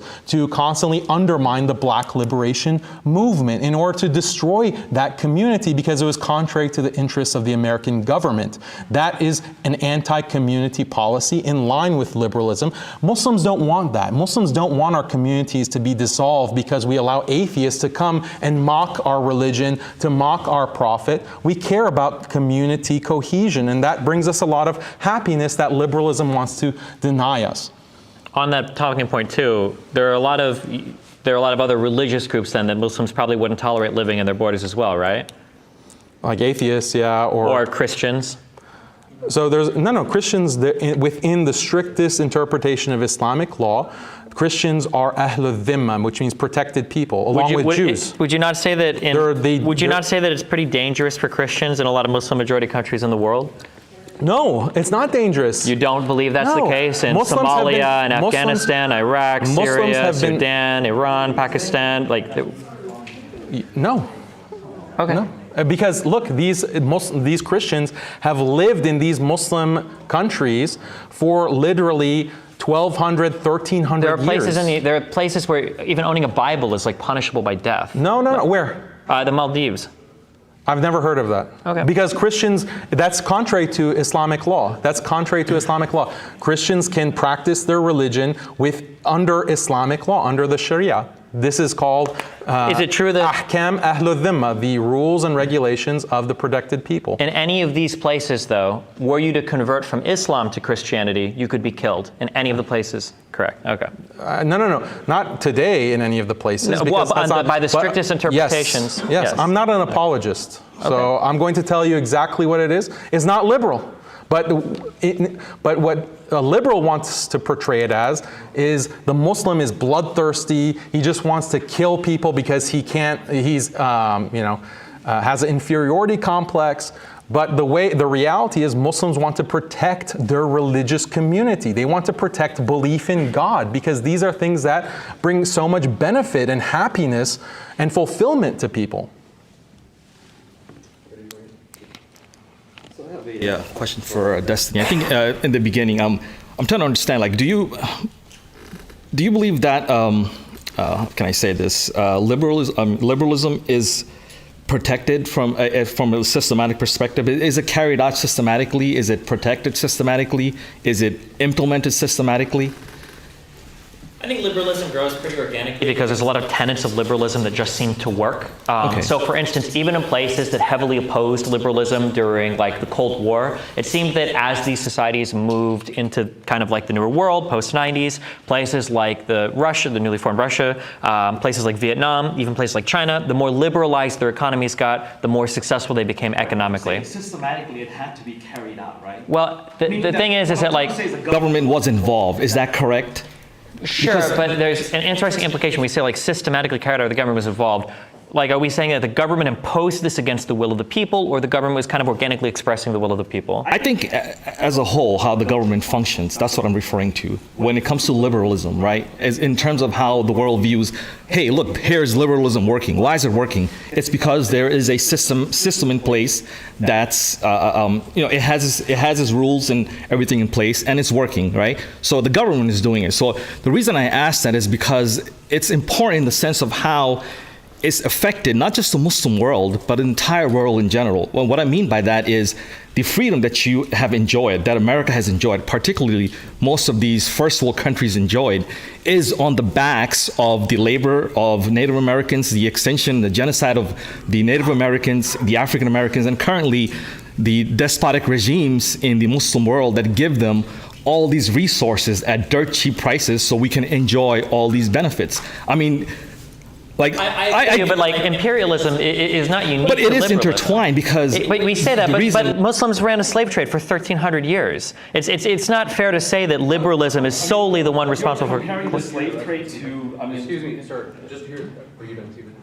Oh yeah, go. You can keep on. Yeah, what I'm saying is that the way that it's carried out, like, it causes inequalities around the world. And I think that's what Daniel was trying to express in the Muslim world, how that's causing the inequality. Sure, yeah, you live in the society, you enjoy all these benefits, but there's a price to pay. And that's why there's inequality. But this is how you enjoy liberalism. You get to enjoy this freedom because of the world, the condition that it's in. I mean, do you think the diamond mines in Tanzania, that these child slavery, that they work such a cheap, extensive labor for a cheap price so we can enjoy the prices? Or, for example, Chiquita Banana Company, can talk about exploitation of other countries. It absolutely exists. That's tied to... It's tied to any power that is strong enough to invade any other power. We can look at any dominant religious or ethnic group in the history of the world, and the first thing you do when you have a lot of power is you invade and destroy everybody next to you and you take all their shit. That's not unique to liberalism. It's not unique to Christianity. There are rules built into to every religion when it comes to conducting warfare, enslaving other people, and exploiting other nations. Arabic and Muslim communities did it for a long time in history. Christian communities did it for a long time in history. So you're saying like the Islamic world exploited the resources? I'm saying everybody has when given the opportunity to do so. The only difference is that right now liberal countries seem to be trying to do something to counteract that, or they seem to be having those conversations. I mean, we can continue to have those conversations, but to pretend that like exploitation or colonialism is unique to liberal countries, I think misses the entire Cold War. I mean, there was a reason why it was called oh my God, I forget, the USSR is like the United States of the Soviet Union, but like there wasn't just one country, right? Everybody is engaged in this sort of imperialism. It happens all the time in South America with left and right-leaning countries. It's throughout all of human history, throughout all of European history, there's been invading forces and everything. I don't agree that it's unique to liberal countries or liberal ideology. I would disagree, but sure, that's fine. Yeah. Yeah. Can I just say one quick thing? But my question is the exact same thing. So I'd like you guys to talk about it more. I think it'd be more interesting instead of like one of the questionnaires. I appreciate that. I would just say that the liberal domination, I agree with you, as I mentioned, that all nations have engaged in warfare and slavery and so forth. But the character of liberal domination is different because it erodes these important institutions. Other kinds of domination that has existed has not had that same character. And liberalism, in fact, is going to lead to transhumanism. Like if you've read Yuval Harari, if you read any of these transhumanist philosophers, they talk about how with technology, you can do all kinds of things to change the human body and genetically engineer the human body, create alternative virtual realities, create certain pharmaceuticals to affect human consciousness. And at a certain point, the liberal mentality is going to mandate these kinds of technologies. So why can't we have artificial wombs? Because this is inequality. If women have to get pregnant, it leads to a kind of dependence that's intolerable to liberal equality. Why don't we mandate certain kind of testosterone restriction for men? Because men it's the testosterone that makes them aggressive, which causes them to commit crimes or rapes or any kind of violence. So let's have mandatory testosterone restriction. We can actually change the DNA or whatever. This is going to lead to the extinction of the human race because human beings are going to be this transhumanist new reality that we are headed towards in a very fast and furious way.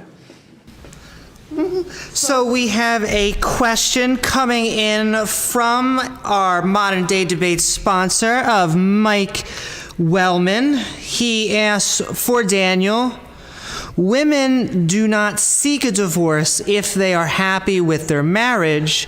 How would not allowing a woman to seek a divorce if her husband does not agree lead to a happier, more stable marriage if you are forcing someone to participate against their will? There are many reasons that women seek divorce. Sometimes it is justified, and Islamic law has avenues where they can seek a good situation for themselves. But there are also many situations where a woman does not have just cause to ask for a divorce, or there's no real reason. She just doesn't feel like being married one day. And there are so many examples that you can cite just from personal anecdotal experience. I mean, this kind of idea that women are, only do things on the basis of careful reason and their own best interests at heart, I think that might be a myth, but I don't know if you guys agree with me or not. But thank you very much for coming. I understand that it's difficult in a way for you as a Muslim to debate topics in the secular or Christian majority country. But one of the questions I have is that if you are free here in the United States, in a relatively liberal country, to try to convert me to your religion. But if I will go in one of the Muslim majority countries, let's say I'm going to Mecca, and we'll go together, can I try to convert you to Christianity in Mecca? Or the government there is going to prohibit me to do that? Because it seems that most of your answers to those kind of questions is you are going to be a Muslim and you are going to be happy to be a Muslim and you got to believe it. Isn't the government forcing you to believe something? That one is, to my opinion, it's one of the greatest achievement of Western civilization. I came from Romania, which is was a communist country, and in the past was dominated by Muslim. Nobody's looking on either of those two periods with forced beliefs as something that was happy. And nobody was really happy over there comparing to what is now in the United States. So is it the Muslim regimes forcing you to believe and to be happy that you believe what you believe? So there's this kind of myth that coercion doesn't exist in liberal societies, but this is completely false. It is your question, because you're portraying Islamic societies as coercing Islam, and liberal societies are coercing liberalism. You are required to live according to liberal laws. All laws are. I'm forced to tolerate you. I agree that they are very oppressive. They are very oppressive for me to tolerate you. Okay, so you're forced. That's not forced there. I'm sorry, that's not. You use the word force, so you're coerced to abide by. So I mean, this is the kind of myth. This is the kind of myth that liberals are operating under. That liberal society is just this bastion of you can do whatever you want whenever you want it. But that's not true. First of all, there are laws that restrict your behavior, and what are those laws based on? They're based on liberal sensibilities and a liberal worldview and a liberal understanding of human nature and human interests. Those kinds of beliefs. Those kinds of beliefs. I don't know the same thing. Okay, I don't know what this means, but you have an imposition of to more favorably phrase this question. So, you would complain in this country that, it's a little bit oppressive to Islam that women are allowed to get divorced on a woman's whim. But he's saying it's kind of shady that in a Muslim majority country, if I try to convert somebody to Christianity, I will get executed. There seems to be a difference in oppression there, is what he's saying. Yeah, you're just using one little example. You can't raise your children the way that you want to raise them in these liberal countries. How is that not a huge deal? I mean, in the United States, you can't preach your religion. If you recite verses from your holy book, you are deported. Wait, hold on, what do you mean? You can in teach... France, the imam. Okay, I can't speak for French, but in the United States, where we are right now. In the United States, you can be designated as an extremist according to CVE programs if you have certain non-liberal beliefs, and you go on a no-fly list. Okay, hold on, wait. You haven't experienced this liberal oppression. That's why it's so easy for you to say. I mean, you have experienced it, but not in the same way Muslims have experienced it. So it's so easy for you to hand wave these kinds of things. When you say for reciting have your bank accounts been seized because you had illiberal views, because you believe certain hadith? Have your bank accounts been seized? Have you been under surveillance? Has the NSA been monitoring your leaders like they've been monitoring Muslim leaders, as the Snowden leaks showed? When you say that, have you been rejected from a flight because you're on a no-fly list and you didn't know why? When you say certain illiberal beliefs, that is a very weaselly way of having a whole host of things that could mean. If somebody said that I worship the Prophet Muhammad, God bless him, whatever, okay, and this guy gets put on a no-fly list, that's horrible. If somebody's saying that society is degraded to the point to where we need a holy war to kill all the infidels in the United States, and he's put on a no-fly list, I'm a little warmer to that idea. You have no clue what the CVE requirements are. Why are you just talking out of your rear? Because you haven't given me the actual any of those beliefs that are listed under the FBI documents of what makes a Muslim radical are very clear. Do you live in this area? Yes, I live in Houston. Are you allowed to fly in planes?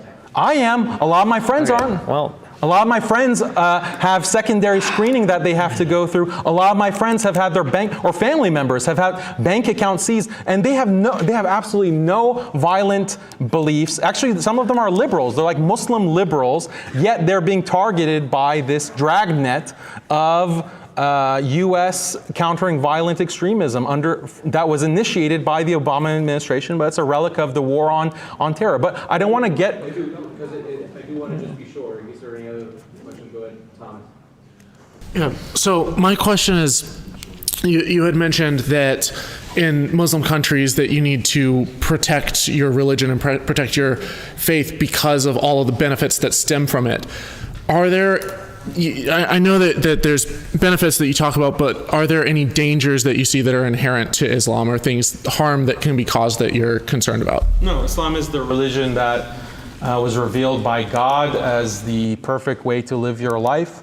The creator of humanity knows best how we should live our lives on the macro scale and the micro scale. So Islamic law covers everything from worship, economic practices, criminal law, government, regulation, war. All of these things are covered by Islamic law. It's guidance from the creator of humanity, who sent his final messenger, Muhammad, peace be upon him, to serve as a guide and a model. And that's why Muslims mirror his practice in their own lives, and they institute these kinds of practices and institutions in their societies. So just to clarify, so if a Muslim does something that's harmful, that's not caused by their religion? Muslims can cause harm, yeah. But if they cause harm, it's not a direct result of the religion. The religion isn't the source or cause of it. Yes. Wait, harm, hold on. I want to be completely honest and clear. So there could be something that causes harm. So if I'm a father and I have a duty according to Islamic law to provide for my wife and kids, and if I don't do this duty, then that makes me sinful. And that means I have to wake up every day at the crack of dawn and go and dig ditches until dusk.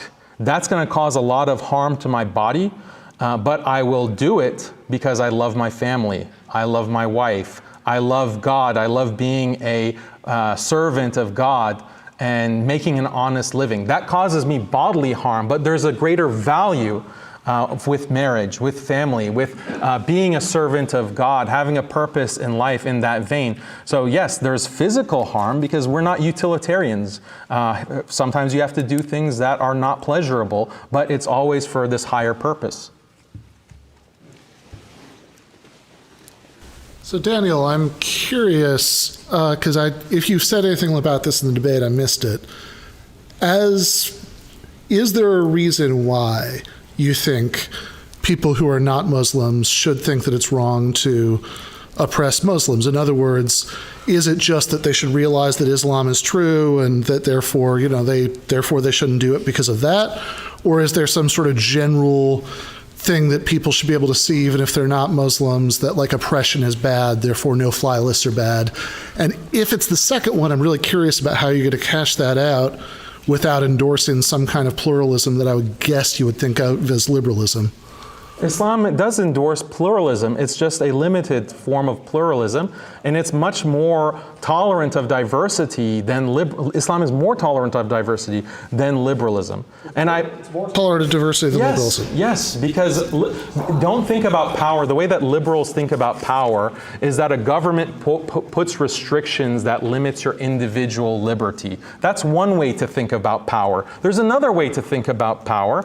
It was probably best expressed by Michel Foucault, the French philosopher. He said that another way to demonstrate power, a government can reconstitute your psychology, reconstitute your subjectivity through conditioning, through programming, through education, so that you think and believe in a way that's most conformant and most beneficial to the interests of the power. This is another way that you can express power. And so what liberals in this audience, all of us are victims of this kind of reconstitution of our psychologies, where we have become this liberal psychology. And if you go back to the author that I keep mentioning, Joseph Heinrich at Harvard, he has this book, The Weirdest People in the World. He uses the word weird. What does weird mean? It's not his term. It's an acronym for Western, Educated, Industrialized, Rich, and Democratic. And what the psychologists have realized is that the Western, educated, industrialized, rich, democratic psychology is very different than the psychologies of the majority of people around the world. And so weird people, liberal people, think in ways that actually most people find completely befuddling, including Muslims. So, so your question was... Sorry. Okay. Let me really quickly rephrase the original question. Yeah. Do you think that there's, because you listed off all these very plausible examples of things that Western governments have done that are oppressive to Muslims. Some of them I even agree are bad. But do you think there's a reason that as a non-Muslim, I should think these are bad, other than that I should be a Muslim? No, but my whole argument wasn't like these things are bad because Islam says so. I tried to ground my entire argument in things that everyone here, or most people, should value: marriage, family, community, and belief in God. Fine, maybe some people don't believe in that. We could have all of that without Islam, right? I mean, we could just make everybody be a traditionalist Christian. We could have all of those values. So this debate wasn't a debate between Islam versus the world. It was Islam versus liberalism, or these are the two contenders. We can talk about other systems. Sure, I'm just very curious if there's a reason why you think that it would be wrong to oppress Muslims, other than just that Islam is true. You mean, is it wrong to subject Muslims to this kind of liberal system? I mean, like the no-fly list, the surveillance, all the things that you brought up that you said. All liberal policies are wrong because of the contradiction to marriage, family, community, and God, that are biologically rooted in human nature. That's why it's bad. That's the argument I made to appeal to people who are not Muslim. Okay, but you could have all those values without tolerating Muslims.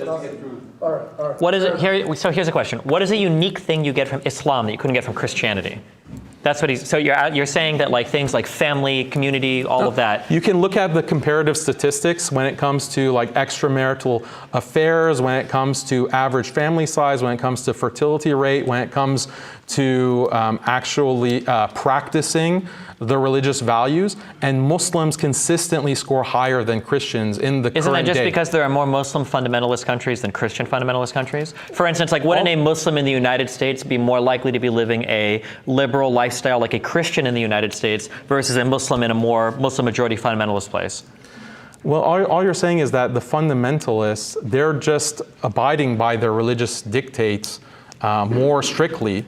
So that's exactly what I'm saying. Muslims but I'm saying like in a fundamentalist Christian country, it seems like we would get all the good things you're professing seem to only come from Islam. But they don't exist. That's the thing. These Christians have all liberalized. That's the problem. But some might say maybe that's, well, okay. I mean, there are reasons why Christianity is more conducive to liberalization, and Jewish communities as well. They're more conducive to it for theological reasons that we can discuss. Islam is more compelling and coherent of a theology, for one. It's compelling because if you convert away from it, you're executed. No, that's only a problem for liberals. Christians have that law on the books too. Christians have killed heretics too. No. Heretics are the definition like need to kill if somebody as I've never heard in Catholicism that we're supposed to, I know you can excommunicate people, but I don't know about execute people. Yeah, you can. Byzantine Empire, heretics, a lot of heretics are executed. We have a couple more questions. These are the last two questions we can go through. Go ahead. Hit us up. All right, this is for Destiny. So the title of the debate, does liberalism require domination of Islam? Was the title of the debate. From what I understood from what you said, you can clarify obviously, is that basically if there's things like LGBTQ are being persecuted in a Muslim country, or I don't know what else you mentioned, child marriages or something, you're basically like, well, okay, in that case, yeah. So to what extent when we have like, let's say Afghanistan, let's do a charitable reading and say the majority of people don't want LGBTQ there, right? Right now they're freezing, let's say 9.5 billion in assets, plunging the whole country into starvation. You know, we've seen this time and time again, economic sanctions, military intervention, and whatnot. So, you know, to what extent are you willing to go to basically enforce, you know, dominate Islam with liberal values? I mean, it seems to be the case that religious institutions can exist within liberal societies and adapt their values accordingly. I mean, it's happened with Christian communities in the United States. It's happened with Muslim communities in the United States. If you're going to talk about like country to country, I think that question gets a little bit more complicated than just. To what extent do you support military interventions?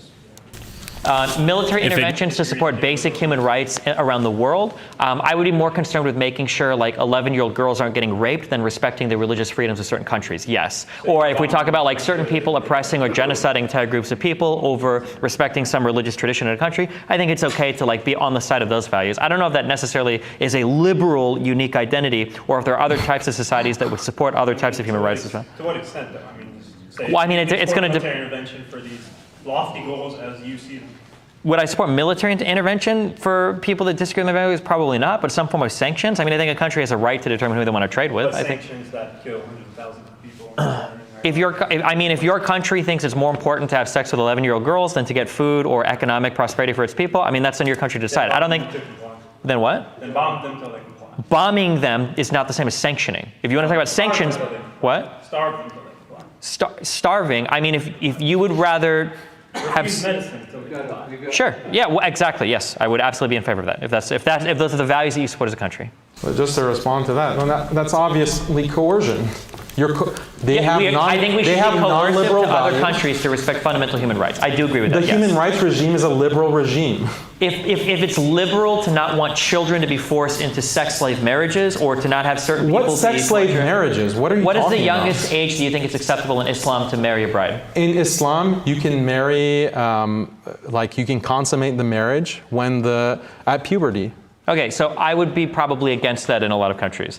So like an 11 or 12-year-old girl. On the basis of what? Liberalism, or this is just destiny? Sure, we'll call it liberalism. Sure. It is liberalism. We'll call it, if you'd like to call it, I think you're selling short your own religion by saying that respecting some basic fundamental human values or right to autonomy or right to be free of oppression or rape or whatever. If you want to call that liberalism, then I guess, sure. But. No, it's like, what's wrong with, so this is something that is in Islam, but we have to make a moral argument for why this should be prohibited from a liberal basis. In history, every society has practiced this kind of what liberals derogatorily call child marriage. Christians have practiced it, Jews have practiced it, it's in the Talmud. Yeah, and Christians and Jewish people generally no longer do practice it. Well, it depends on where you're talking about, because some places they do practice it where they haven't been affected by liberalism. Which type of place is more likely to support it? If I were to pick random Christian, Jewish, or Muslim majority countries around the world, where am I more likely to find child brides? I'm not trying to deny the practice in Islam. Okay, because it sounded like you just were. No. I'm not trying to deny it. I'm just talking to the universality of it. And you say universality, but practice of it within traditional societies. There's a reason for it. Would you say that slavery should exist as it flourished under Muslim majority societies for so long? Do you think that we should bring that back as well?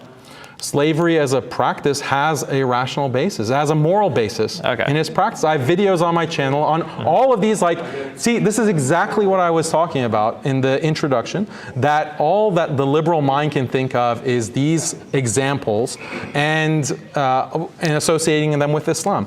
I have explained all of these things on my channel on YouTube. You can watch them. Yeah, so the problem, here's what you keep doing in these arguments. The problem is that I'm giving you we wanted to debate liberalism versus Islam. And then when I point out, well, don't you think that like child slavery, sex marriages, or like the slave trade around the world, don't you think these are bad? All you're saying is that, well, an example, there are other religious entities that did this. I'm not going to defend those either. I'm not going to defend historically when Jewish. Oh, sorry. But just because we have one, isn't this more entertaining? It's entertaining to be sure, but I do just one last question, and then we're gonna. No, I have to respond to what Destiny just said. Slavery is bad, just like killing people is bad, but sometimes it's required. Okay, go ahead. Ready for your question. Do you want to talk to the pro-slavery? Right, that's exactly what I'm about to talk to right now. Right, but my question is actually for the women in Islam. In the past decade, we've seen an insurgence of them just leaving Islam. Really? Where are the stats on that? You can Google. Oh, Google. Okay. Is there something wrong with Google? Oh, I'm saying, but there is. I mean, you see. No, I don't concede that. Okay, fine. But the problem is in Islam, women are leaving Islam, and the reason why they're leaving, and once they do leave, they basically are shunned by their family. Even the men, they basically they talk about death threats, and the same as if an apostate leaves Islam, you guys talk about killing that person. Why do you think women are actually leaving? Because they are. Why do you think they're leaving Islam the way that they are leaving Islam? Because they're getting divorced and they're tired of being in these marriages where in Islam you hold them under your thumb. They can't talk. They can't think for themselves. They can't talk. Can't dress what they want. Wear what they want to wear. And why do you think they're actually leaving? It's because of the domination of women in Islam, or? Actually, usually the converts to Islam, there is more women who convert to Islam than men, actually. And they convert to Islam because they see that Islam provides dignity to women, that women aren't just a piece of meat to be trotted out for men to ogle at and consume. Can you stop interrupting me, please? This is why you see more women actually converting to Islam than men in Western countries. Now, are there Muslim men and women who are leaving Islam?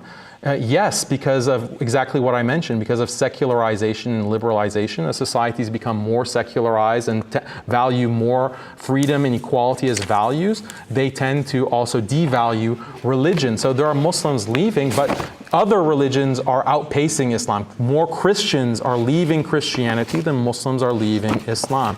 Check Pew. I know you like to check Google, but check Pew, an actual official source. More Christians are leaving Christianity than Muslims are leaving Islam in the modern world. Forward 5. 2 moments. Is there a last question? I'm really sorry it's just gone so late. But do want to say thank you very much, folks. We do have to wrap up, but want to say thanks so much. We were excited. We are going to have in the VIP room next door for VIPs, there will be an after party, and then we look forward to hopefully seeing you tomorrow as well. If you are not able to make it tomorrow, we will be live streaming tomorrow as well, many of the debates. So thanks so much, and thanks especially to our guests, Destiny and Daniel.